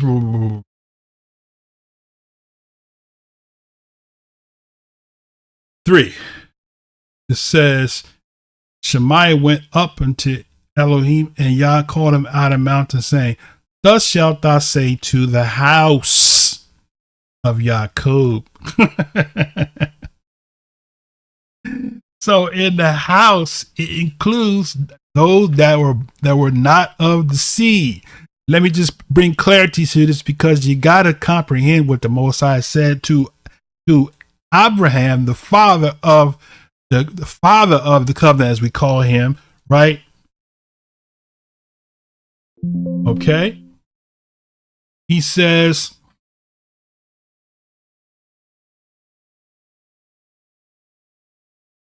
let's see. I want to go to, hold on a second. Let me make it real simple.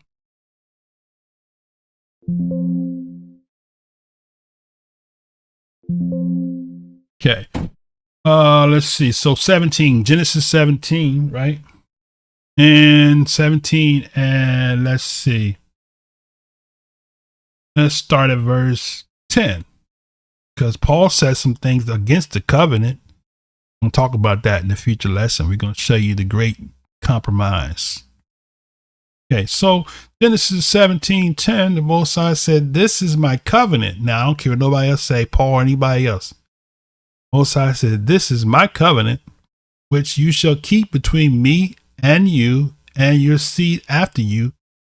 Every man child among you shall be circumcised. Right? So, who's saying this? Is this Moses? See, you was talking that Moses was saying it. This is not Moses, right? This is Yah. Okay? So, Yah was the one.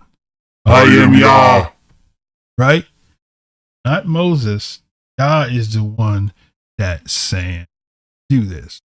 You have to follow the protocol of Yah and do what Yah says do, right? What the Most High say? How long will you disobey my commandments? Right? You're disobedient. Okay, now go back in. So he said, This is my covenant which you shall keep between me and you, and thy seed after thee. Every man child among you shall be circumcised. And you shall circumcise the flesh of your foreskin, and it shall be a token of the covenant between me and you. Right? And he says, And he that is 8 days old shall be circumcised among you, every man child in your generations. He that is born in your house or bought with money of any stranger, which is not of thy seed. See, which is not of thy seed. He that is born in thy house, and he that is bought with money must needs be circumcised. Must needs. So if you're a Christian, you say you're Abraham's covenant, you need to get snipped. All right?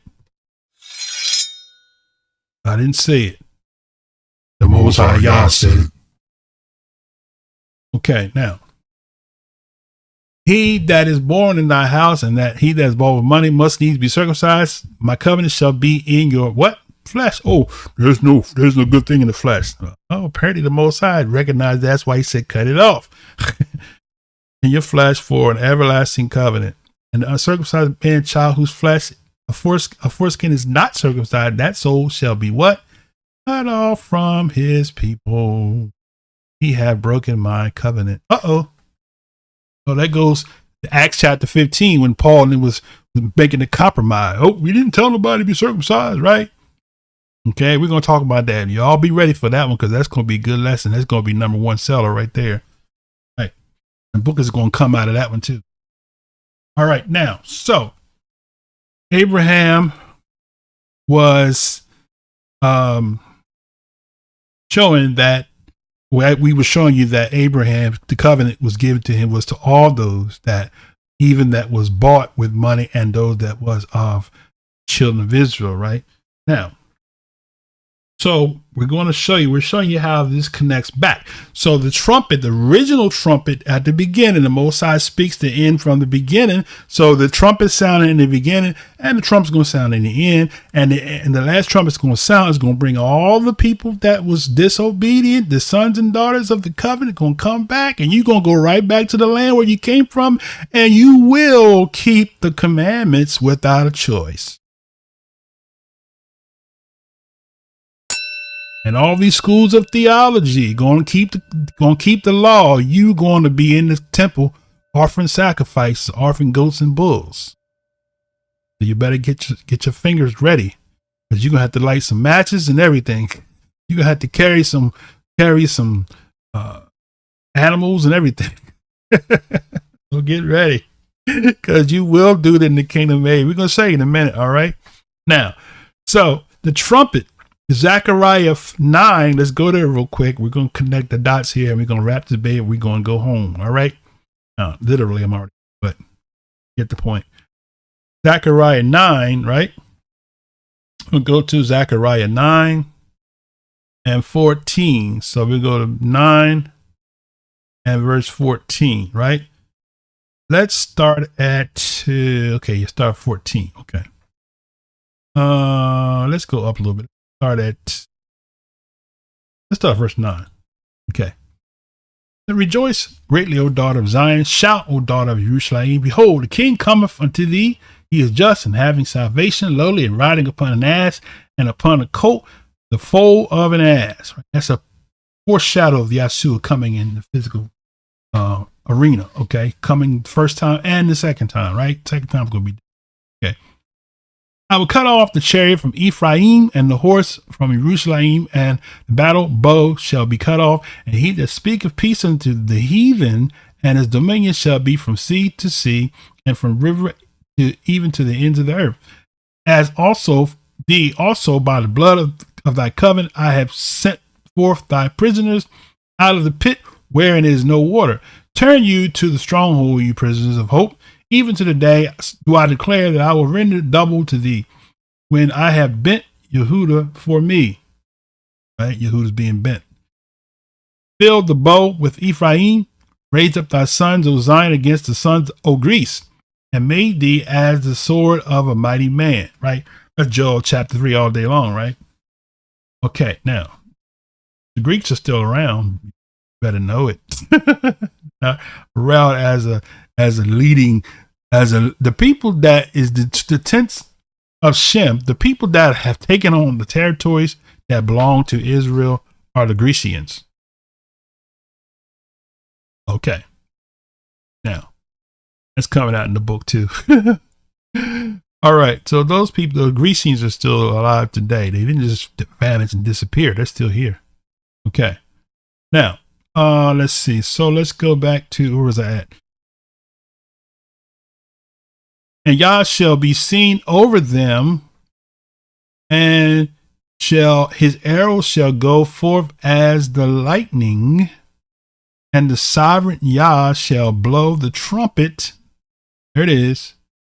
And shall go with whirlwinds of the south. All right. See that?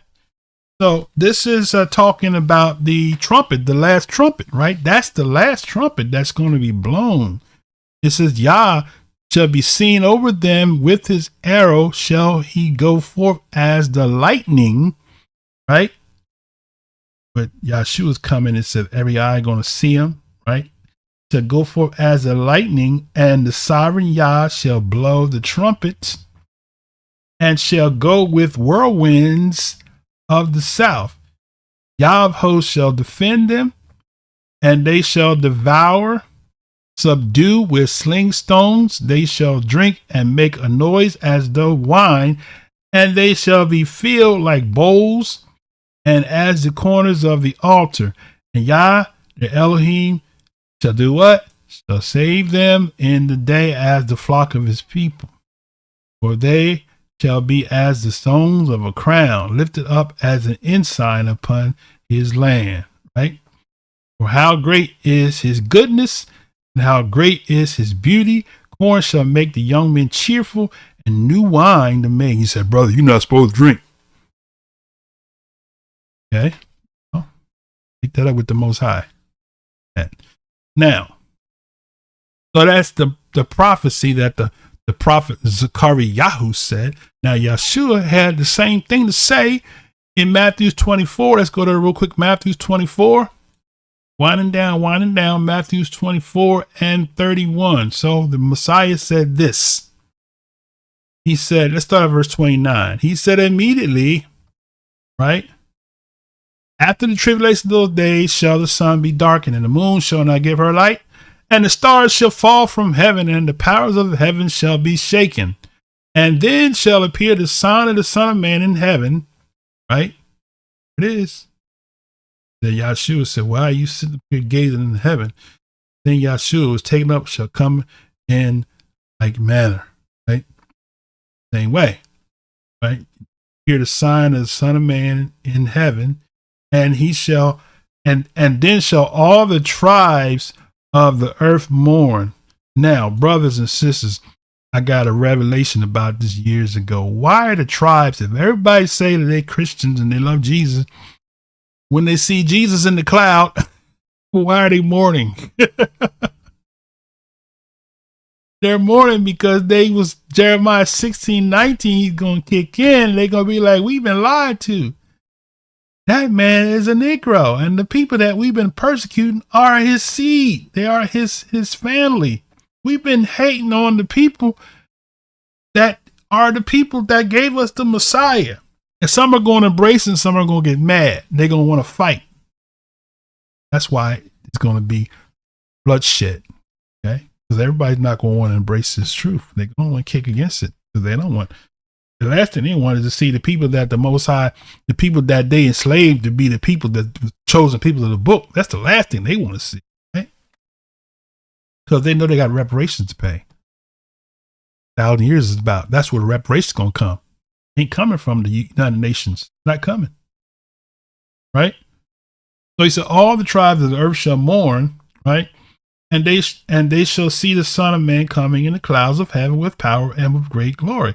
That's why they mourning, because they've been lied to, right? What Jeremiah 16:19 say? In the day of affliction, the Gentiles shall come from the ends of the earth and say, our fathers have inherited lies. The reality will set in when they see that man in the cloud looking like a Rastafarian. Oh my goodness. You're going to be like, dear God, it's a Negro. Oh my goodness. Right? Verse 30. Then shall appear the sign of the Son of Man in heaven, right? And then shall all the tribes of the earth mourn. They shall see the Son of Man coming in clouds of heaven with great power and glory. And he shall send his angels with what? Wait a minute. A trumpet? Wait a minute. A trumpet? Wait a minute. Right? A trumpet. And when they hear that trumpet, know what's going to happen? You in danger, girl. They're going to be in danger because they're going to realize that, hey, man, you know what? Whoa, we've been lied to all these years. We've been had, right? They're going to realize by then, they're going to realize that they've been had, right? They've been bamboozled. They've been had. You've been had. You've been took. Right? They're going to realize that. So they're going to mourn, right? So the Messiah, it says he's going to send the angels with the great sound of the trumpet. and they shall gather together his elect from the four winds. Those are four angels again, right? And then Revelation. The four angels are going to gather those Israelites, the 144,000 from the four winds, from one end of heaven to the other. Right? Now, Paul makes mention of it in 1 Corinthians. So go to 1 Corinthians, right? 1 Corinthians 15 and 51 and 52, right? So he says 1 Corinthians 15, 51, 52. He says what? Behold, I show you a mystery. We shall not all sleep, but we shall be changed. In a moment, in the twinkling of an eye, at what? The last trump. And I'm not talking about Donald Trump. At the last trump, for the trumpet shall sound, and the dead. Oh, and we got some. This is Revelation being revealed here. The last trumpet going to sound, and the dead shall rise incorruptible. We shall be changed.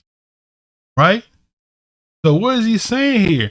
When this trumpet is sounded, you'll go to Revelation, talks about first resurrection. Right? All this happens in a sequence because when the Messiah returns, those that die are going to be resurrected. And those that are alive, that are part of the covenant are going to be changed. Right?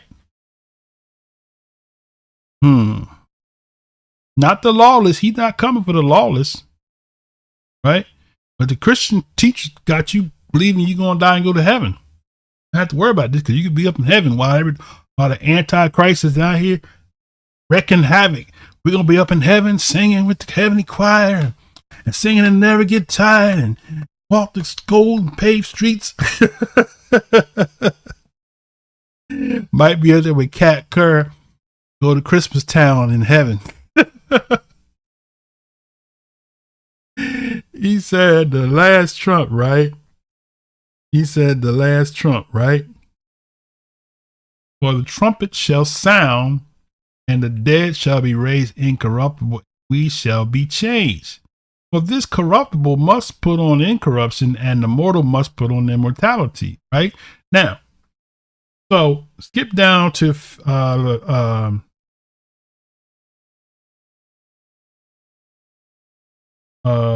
First Thessalonians, right? 4 and 16. So Paul says it again. First Thessalonians is not the rapture, second coming. So first, see, because they used to teach the rapture, and it never made sense in the sequence because if the Messiah is coming back to gather the church to take them back to heaven, that will mean that he's got two second comings, which will be a third coming. They said, no, he's going to come invisible. Well, he still got, if he's going to come and take you back to heaven, he's going to meet you on the cloud. So, which is it? Is he coming back 3 times or 2? A lot of people don't teach that no more because they got hip and realized that that don't make sense, right? Okay. So the last trump, right? So it says in the moment, let me go. This is First Thessalonians, let's say 4:16. So go First Thessalonians 4:16, right? So he says, verse 13. He says, for I would not have you to be ignorant, brethren, concerning them which are asleep, that you sorrow not, even as others which have no hope. For if we believe that Yahushwuah died and rose again, even to them also which sleep in Yahushwuah will Elohim bring with him. Right? For this we say unto you by the word of Yah, that we which are alive and remain, right, until the coming of the Master shall not prevent them which are asleep. For Yahushwuah himself shall descend from heaven with a shout, with the voice of the archangel, and with the what? The trump of YAH. There it is again, right? The trump of YAH, brothers and sisters. Right? The trump of YAH. Is that what it says?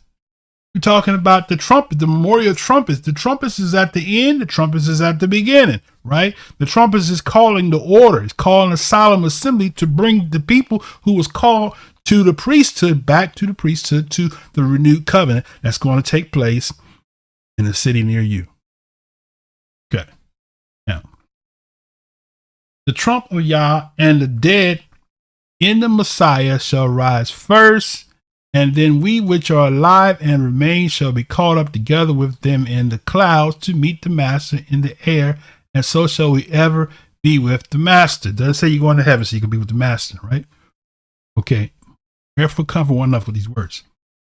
So we got this trump going. We got everybody talking. We got the prophet talking about. We got the prophet Zechariah talking about the trumpet. Yah gonna blow the trumpet. We got the Messiah talking about the trumpet. We got Paul talking about the trumpet.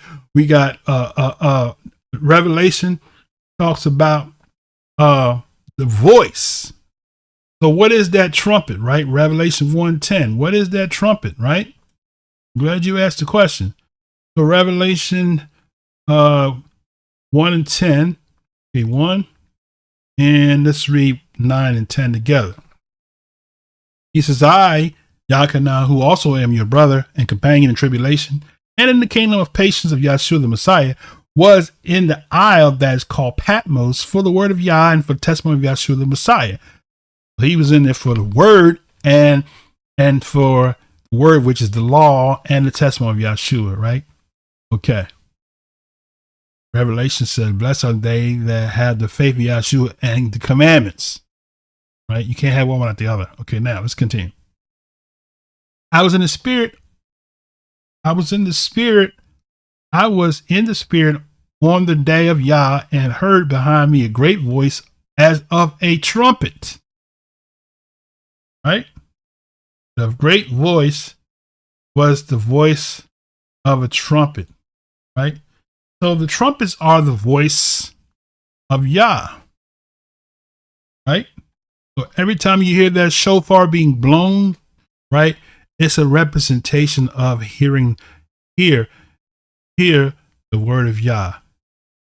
What does Ezekiel say, Yechezkel say? He said, bones, hear the word Yah. Not the word of your pastor, not the word of your bishop or pope, evangelist, apostle, prophet, but the word of Yah. What is Yah's word? Everything he says is his word. So you can't demonize Yah's law and say that's not Yah's word. It's Moses. Nah, see, you messed up. You call him what the Most High gave. You attributing that to Moses. And that's where you miss it.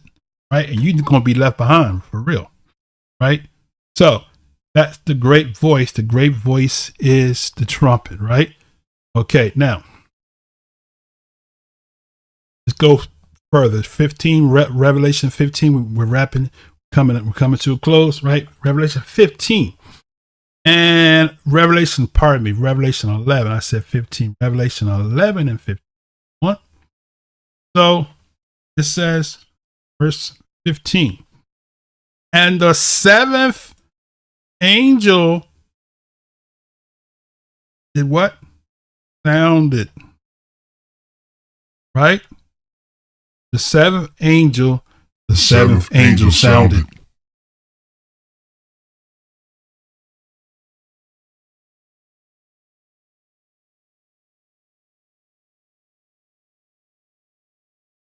And there were great voices in heaven saying, what were the voices? Who are these voices in heaven? They were those caught up with him to the cloud. Meeting at the meeting point, right? Suspended between heaven and earth, waiting for the opportunity to come down, right? We're suspended in the cloud with him. They met him in the cloud. That's what it says, right? The great voices in heaven saying, the kingdoms, because you have to read renew your mind, because Christendom have us believing that this heaven is up and beyond. Heavens, go to Genesis, see, it talks about created the heavens and the earth, which is more than one heaven. Paul talks about a third heaven. His estimation was 3. And the book of Enoch talks about 7. Don't quote me, but in Washington. Okay. He says, great voices in heaven saying, the kingdoms of this world are become the kingdoms of our Elohim and of the Messiah. He shall reign forever and ever. So that's what the kingdoms, when the trumpet and the last trumpet sounds, that is letting us know that it's a wrap for the nations. United Nations will be no more. The United Kingdom of YAH. Feedback. Oh, okay. I hear it. Okay. All right. Little sound effects I got here. Okay. So the 7 angels sounded, and there were great voices in heaven saying, the kingdoms of this world are become the kingdoms of Elohim and of the Messiah, and he shall reign forever and ever. And the 24 elders which sat before Yah on their seats fell upon their faces and worshiped Yah, saying, we give thee, O thanks, O Yah El Shaddai, which art and which was and which are come, because thou hast taken to thee thy great power and have reigned. Watch this now. This is the part where they don't teach you in Sunday school, right? Look at verse 18. And the nations were angry. The United Nations is going to be angry, brothers and sisters. They're going to be dethroned. Okay? The nations were angry, and wrath has come, and the time of the dead that should be judged. And just think this through, brothers and sisters. If the world is full of Christians, why would they be angry at the return of the Messiah? Because he's overthrowing them. And all of their power and all their splendor, they're getting overthrown. Yeah. So, saying, the nations were angry, and the wrath has come, and the time of the dead that they should be judged, that thou should give reward to who? Thy servants, the prophets, and to the saints, and them that do what? Oh, fear thy name. You got a lot of answering to do here, brothers and sisters. Because prophets going to be rewarded, the saints going to be rewarded, and them that fear his name. Not those that change his name, but those that fear his name. When it's okay to call him the Lord God. You don't fear his name because you don't change it. You don't embrace the change, right? But them that fear his name, small and great, and should, I think in Isaiah, he said that they love the name of Yah, right? Them that fear the name, small and great, should destroy them which destroy the earth. And the temple of Yah was open in heaven, and there was seen in the temple the ark of the testament, and there were lightnings, and there goes the thunders, there were voices and thunderings, and the earthquake and the great hail. So that's what they saw. Most High brought the Ark of the Covenant down to the earth and set it up there, right?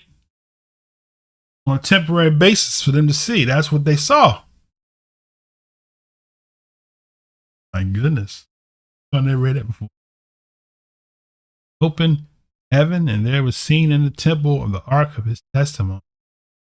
There were lightning, thundering, earthquake. That happened when that 7th trumpet or that last trumpet sounds, and all the nations were angry and mad. Right? Angry, mad.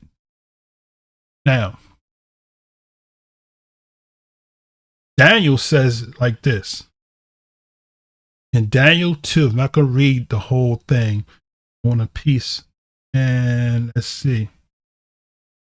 Start at Daniel 2 and 37. So let's go to Daniel 2, 37. So go to Daniel 2 and 37. 7, where he interprets King Nebuchadnezzar's dream. He says, let's start at verse 36. He says, this is the dream, and we will tell the interpretation there before the king. You, O king, are the king of kings, for Yah of heaven have given you a kingdom, power, strength, and esteem. And wheresoever the children of men dwell, the beasts of the field, the fowls of heaven have he given into thine hand, and have made thee rule over them all. Thou art this head of gold. And after thee shall rise another kingdom inferior to thee, and a third kingdom of brass, which shall bear rule over all the earth, right? Talking about Alexander. And a fourth kingdom shall be strong as iron, talking about the Rome, and her daughter America. Nine snakes. The fourth kingdom shall be strong as iron, for as much as iron breaketh into pieces, subdue all things, and the iron that breaketh all these shall it break in pieces and bruise. And whereas thou saw the feet and the toes, part of potter's clay and part iron, the kingdom shall be divided, but there shall be in it of the strength of the iron, for as much as thou saw the iron mixed with miry clay. So you're talking about what? Rome being split. You're talking about the barbaric German invasions. You talk about the split between the West and the East, right? Well, there in this image, right? 42. And as the toes of the feet were part of iron and part clay, so the kingdom shall be partly strong and partly broken. Whereas thou saw iron mixed with miry clay, they shall mingle themselves with the seed of men. That's what he's talking about in the prophecy. That I will mix the seed of men, the children of Israel, the house of Israel, with the seed of men and beasts. Right? It's right there. Whereas thou saw iron mixed with miry clay, they shall mingle themselves with the seed of men, but they shall not cleave one to another, even as iron is not mixed with clay. That's why we see chaos and we see wars, rumors of wars, nations against nations, because this is prophecy being fulfilled. Verse 44. And in the days of these kings shall Elohim of heaven set up a kingdom which shall never be destroyed, and the kingdom shall not be left to other people, but it shall break in pieces and consume all these kingdoms, and it shall stand forever. Right? For as much as thou saw that the stone was cut out of the mountain with thy hands, right? And that it break in pieces the iron, the brass, the clay, the silver, the gold, the great Elohim have made known to the king what shall come to pass hereafter. And the dream is certain, and the interpretation therefore is sure. Which means what? It's going to happen. You can't stop it. You can't stop it. You can't stop the Most High's plan. Most High already spoke the end from the beginning. He already knew the so-called Negroes, African Americans, Negroes are going to be at odds against each other. They're going to be scattered into the various islands of the seas, and be scattered. Some of us scattered throughout the tribes of Africa, and India and China and Europe and all places. He said that he's going to gather four corners. Oh my. Okay, now Zechariah 14, right? Talking about the trump of Yah, the last trump. Zechariah talks about it. Zechariah 14, right? All right, let's see. Where are we at here? Zechariah 14, right? And let's start at verse 1, right? And I'm going to add to this Joel 3. I got to throw that in the rotation. Okay. Behold, the days come, says Yah. Days coming. The day of Yah. Christians don't want you to believe the day of Yah is Sunday. The day of Yah is the day of recompense, day of judgment, day of restoration, day of renewal. Right? Okay. Behold, the day of Yah cometh, and the spoil shall be divided in the midst of thee. Who's sport? All those people that's fighting over land that don't belong to them, right? Well, I would gather all nations against Jerusalem to battle. That's what we see going on now. And the city shall be taken, and the houses rifled, and the women ravished, and half of the city shall go forth into captivity, and the residue of the people shall not be cut off from the city. So who's the residue? That's the remnant, right? Right? Check it out real quick, okay? The residue says the right here, the residue, remainder. That's hope. So what are you saying here, brother? There are actual Israelites that's in the land right now. I mean, the physical seed. They know the Israel. They're there. They're the ones that trying to keep the commandments, the covenant of YAH. Those are the ones that's not going to be cut off. That's what that's talking about. Residue of the people shall not be cut off from the city. So there's a remnant that's there, that's still there in the land. Right? Unless Yah sent you back in there, you need to be where you are. All right, verse 3. And then shall Yah go forth and fight against those nations. Oh, the nations are going to be fought against. Who is he going to use to fight against those nations? Right? I wonder why. Is there any connection between the 144,000 or 12 tribes of Israel and this fight against the nations? I think so. If we go to Jeremiah, right, where the Most High says very clearly who is his battle axe. Let's pull up real quick, okay? All right.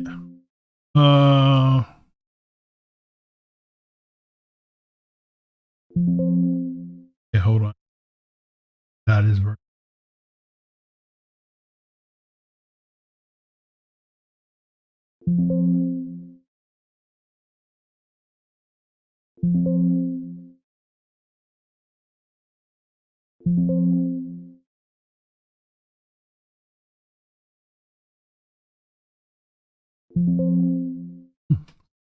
Oh.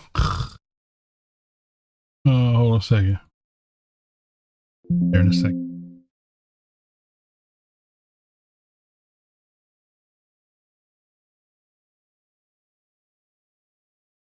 I think I said, Jeremiah.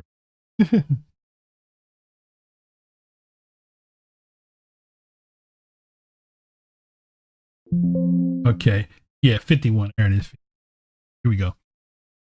So it says 51:20.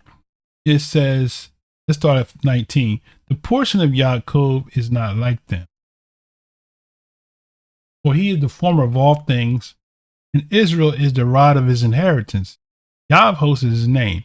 Thou art my battle axe and weapons of war, for with thee will I break in pieces the nations, and with thee will I destroy kingdoms. Thee will I break in pieces the horse and his rider. Thee will I break in pieces the chariot and his rider. Thee will I also break in pieces the man and woman. And with thee will I break in pieces old and young. Thee will I break in pieces the young man and the maid. I will also break in pieces with thee the shepherd and his flock. Thee I will break in pieces the husband and yoke of oxen. And with thee will I break in pieces the captains and rulers. And I will render unto Babylon and to all the inhabitants of Chaldea all their evil they have done in Zion, in your sight, Yah. So I am against thee, O destroying mountain, says Yah, which destroy all the earth. And I will stretch out my hand upon thee and roll thee down from the rocks, and I will make thee a burnt mountain. How about that, right? Okay, now, so who is he going to use? Bring all nations. Okay, he says he's going to gather all nations against Jerusalem in battle, right? And Yah shall go forth to fight against those nations he fought in the day of battle. And his feet shall stand in that day upon the Mount Olives, which is before Jerusalem. Where's Mount Olives at in Africa? And which is before Jerusalem on the east. The Mount Olives shall cleave into the midst thereof towards the east and towards the west. And there shall be a great valley, and half the mountains shall move towards the north and half towards the south. So if Africa is the Holy Land, brothers, it's a no-brainer. Why aren't the nations gathering now in Africa to fight? Why is it prophesying that these people are going to come into this particular land and they're going to fight and be killed and be slaughtered? Right? Okay. Now, verse 5 says, and you shall flee to the valley of the mountains, for the mountains shall reach into Azal. Yes, you shall flee like you fled from before the earthquake in the days of Uzziah, the king of Yehudah. And Yah my Elohim shall come, and Yah my Elohim shall come, all the saints with thee. That's what? At that last trump. Right? And then he says, and it shall come to pass in that day that light shall not be clear nor dark. But it shall be one day which shall be known to Yah, not day nor night, but it shall come to pass that evening time it shall be light.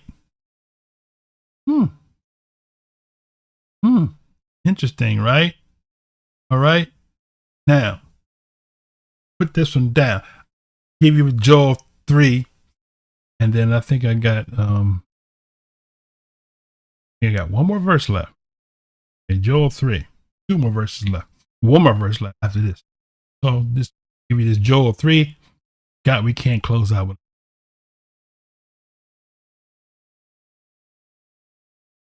Throw it in there as a bonus. Okay, Joel 3 says what? For behold,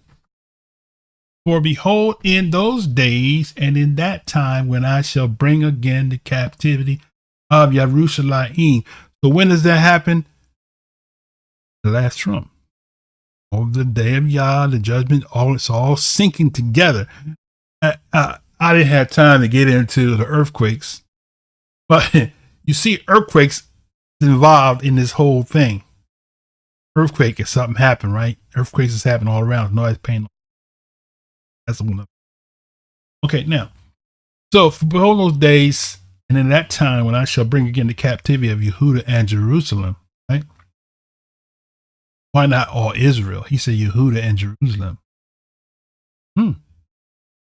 Indicator, right? Okay. I will also gather all nations,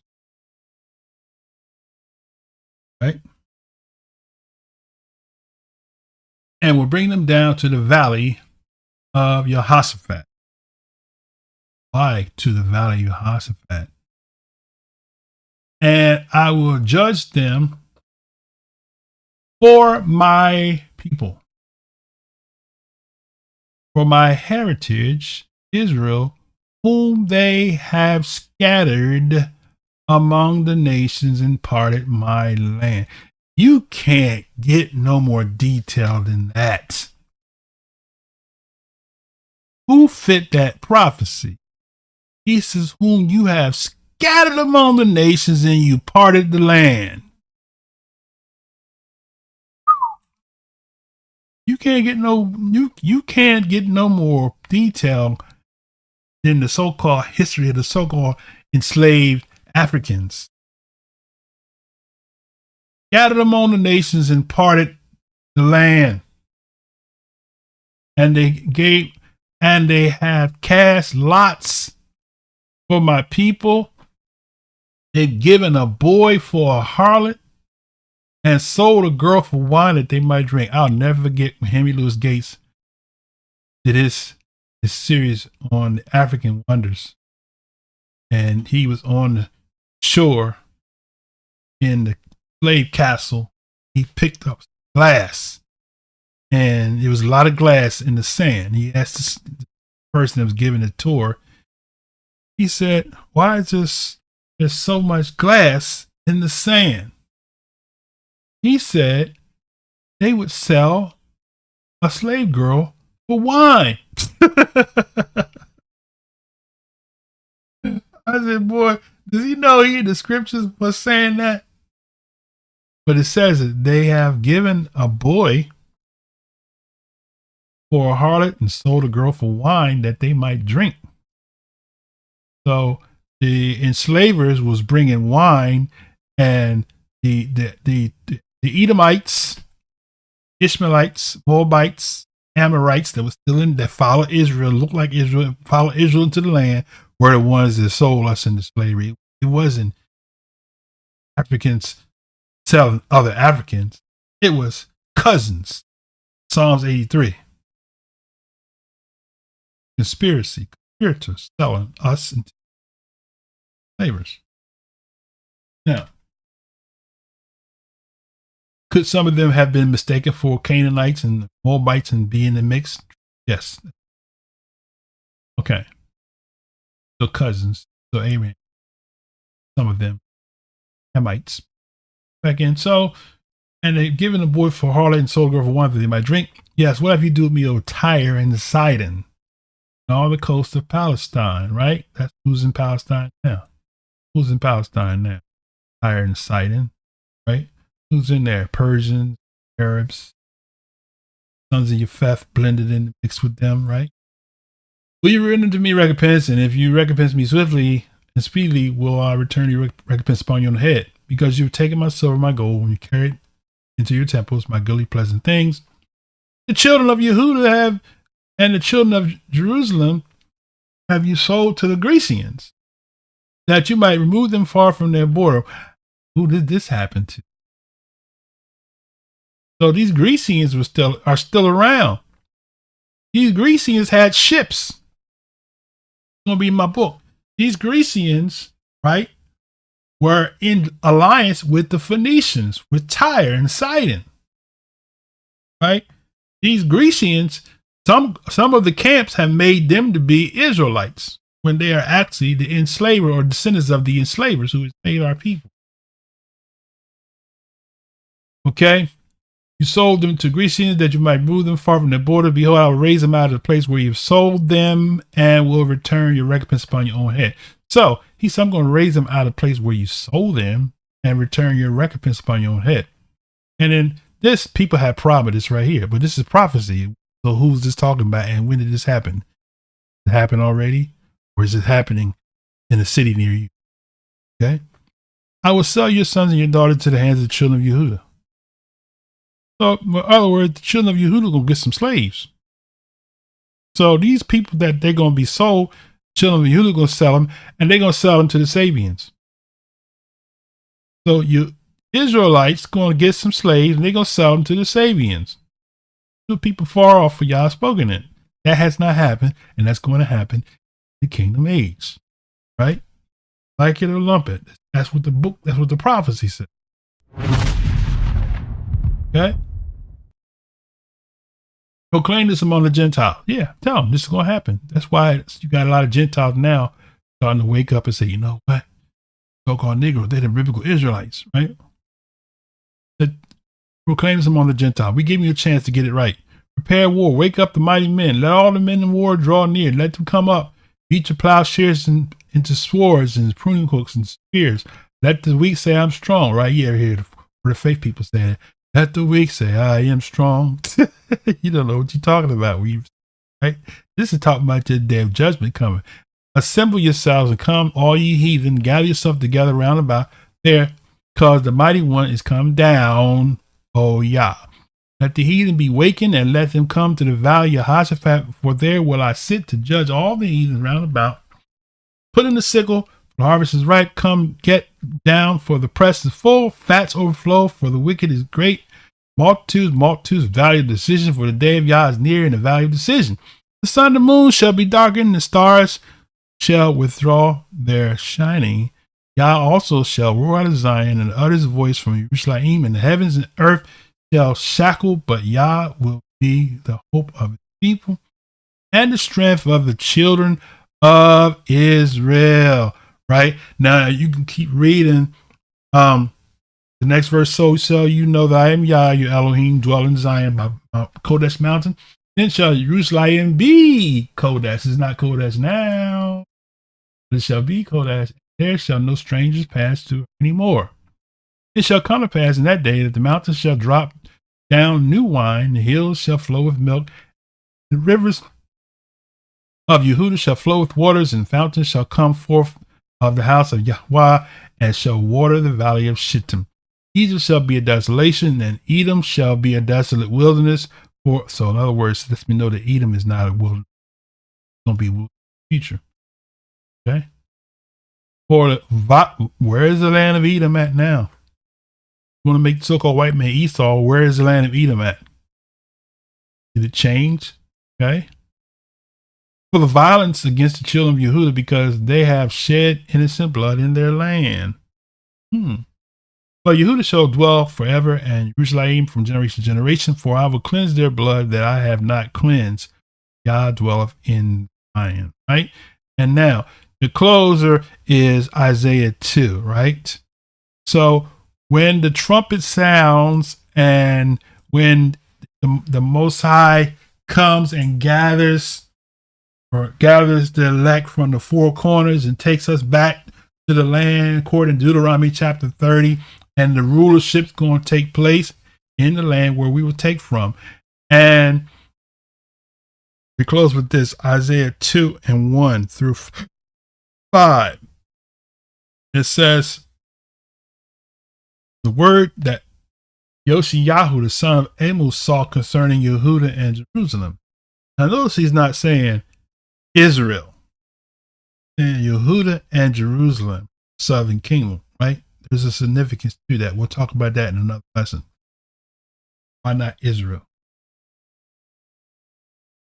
It shall come to pass in the last days that the mount of YAH shall be established in the top of the mountains, and it shall exalt above the hills, and all nations shall flow unto it. And many people shall go and say, come ye, and let us go up to the mountain of Yah, to the house of Elohim of Yaakov, and he will teach of his ways. Wait a minute. Who's being taught his ways? Right? The nations. Because in the renewed covenant, Israel is going to have the law written in our hearts. We're going to go back to the priesthood when that last trumpet is sounded, after the judgment, after the end of transgressions. And when that's done, we're going back to the land. We're going to have the law in our hearts, and we're going to be the priesthood. And guess what? These people are going to have to learn the ways of Yah. All the nations that are full of heathens, wicked, evil heathens, disobedient, rebellious, stiff-necked, ignorant, religious demons, they're going to have to be taught the ways of Yah. They're going to have to be taught the ways of Yah. So all this lawless teaching from the doctrine of grace, called a great deception, the great compromise, all them going to have to be taught the law, and they're going to have to teach it. You're going to have to learn it. He said, many shall go and shall say, come, let us go to the mountain of God. Isn't that where he gave through the first trumpet at the mountain, and call them together, and to the house of God, and he will teach us of his ways, and will walk in his paths. For out of Zion, not heaven, out of Zion shall go forth the law and the word of Yah from Jerusalem. See that? That's the significance, brothers and sisters. Judah and Jerusalem is the capital. That's where the law's going forth, not from the northern tribes, right? From the southern kingdom, who lives down in the south in the heat. The Negroes, right? They the ones going to run the show, brothers. Word of Yah shall come from Jerusalem, and you shall judge. That said, Revelation talked about that. Revelation, he's quoting from the prophet. You shall judge among the nations, and shall rebuke many people. What are you going to be rebuking them about? About lawless living. about the dispensation of grace that they're teaching, right? They're going to be rebuked for this false, damnable doctrine of disobedience called grace, the great compromise, right?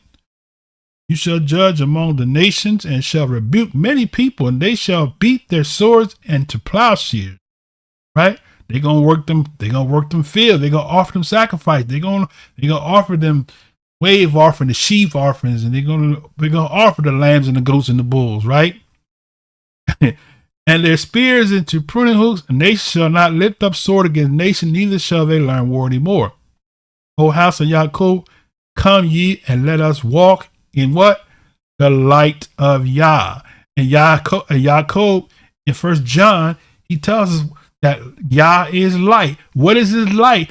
Walking in his law. You can't walk in the light, beautiful light, if you're not walking in his law, because the law is his light. Okay? Okay, let's read this part right here. Wrap it up right here. Okay. Therefore thou hast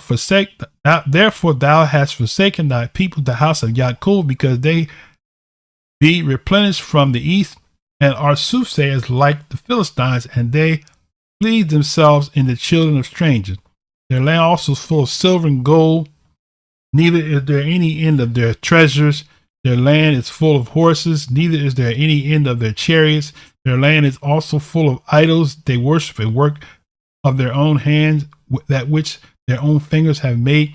And the mean man boweth down, and the great man humble himself, therefore giveth them not. Enter into the rock and hide thee in the dust for the fear of Yah, for the esteem of his majesty. The lofty looks of man shall be humbled, and the haughtiness of men shall be bowed down.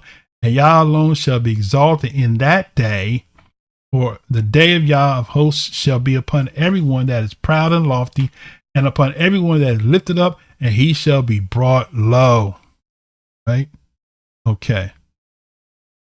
Ooh, the ships of Tarshish is in that place. So, man, look at this. There's so much in. I'm gonna end it here because this is not the last judgment.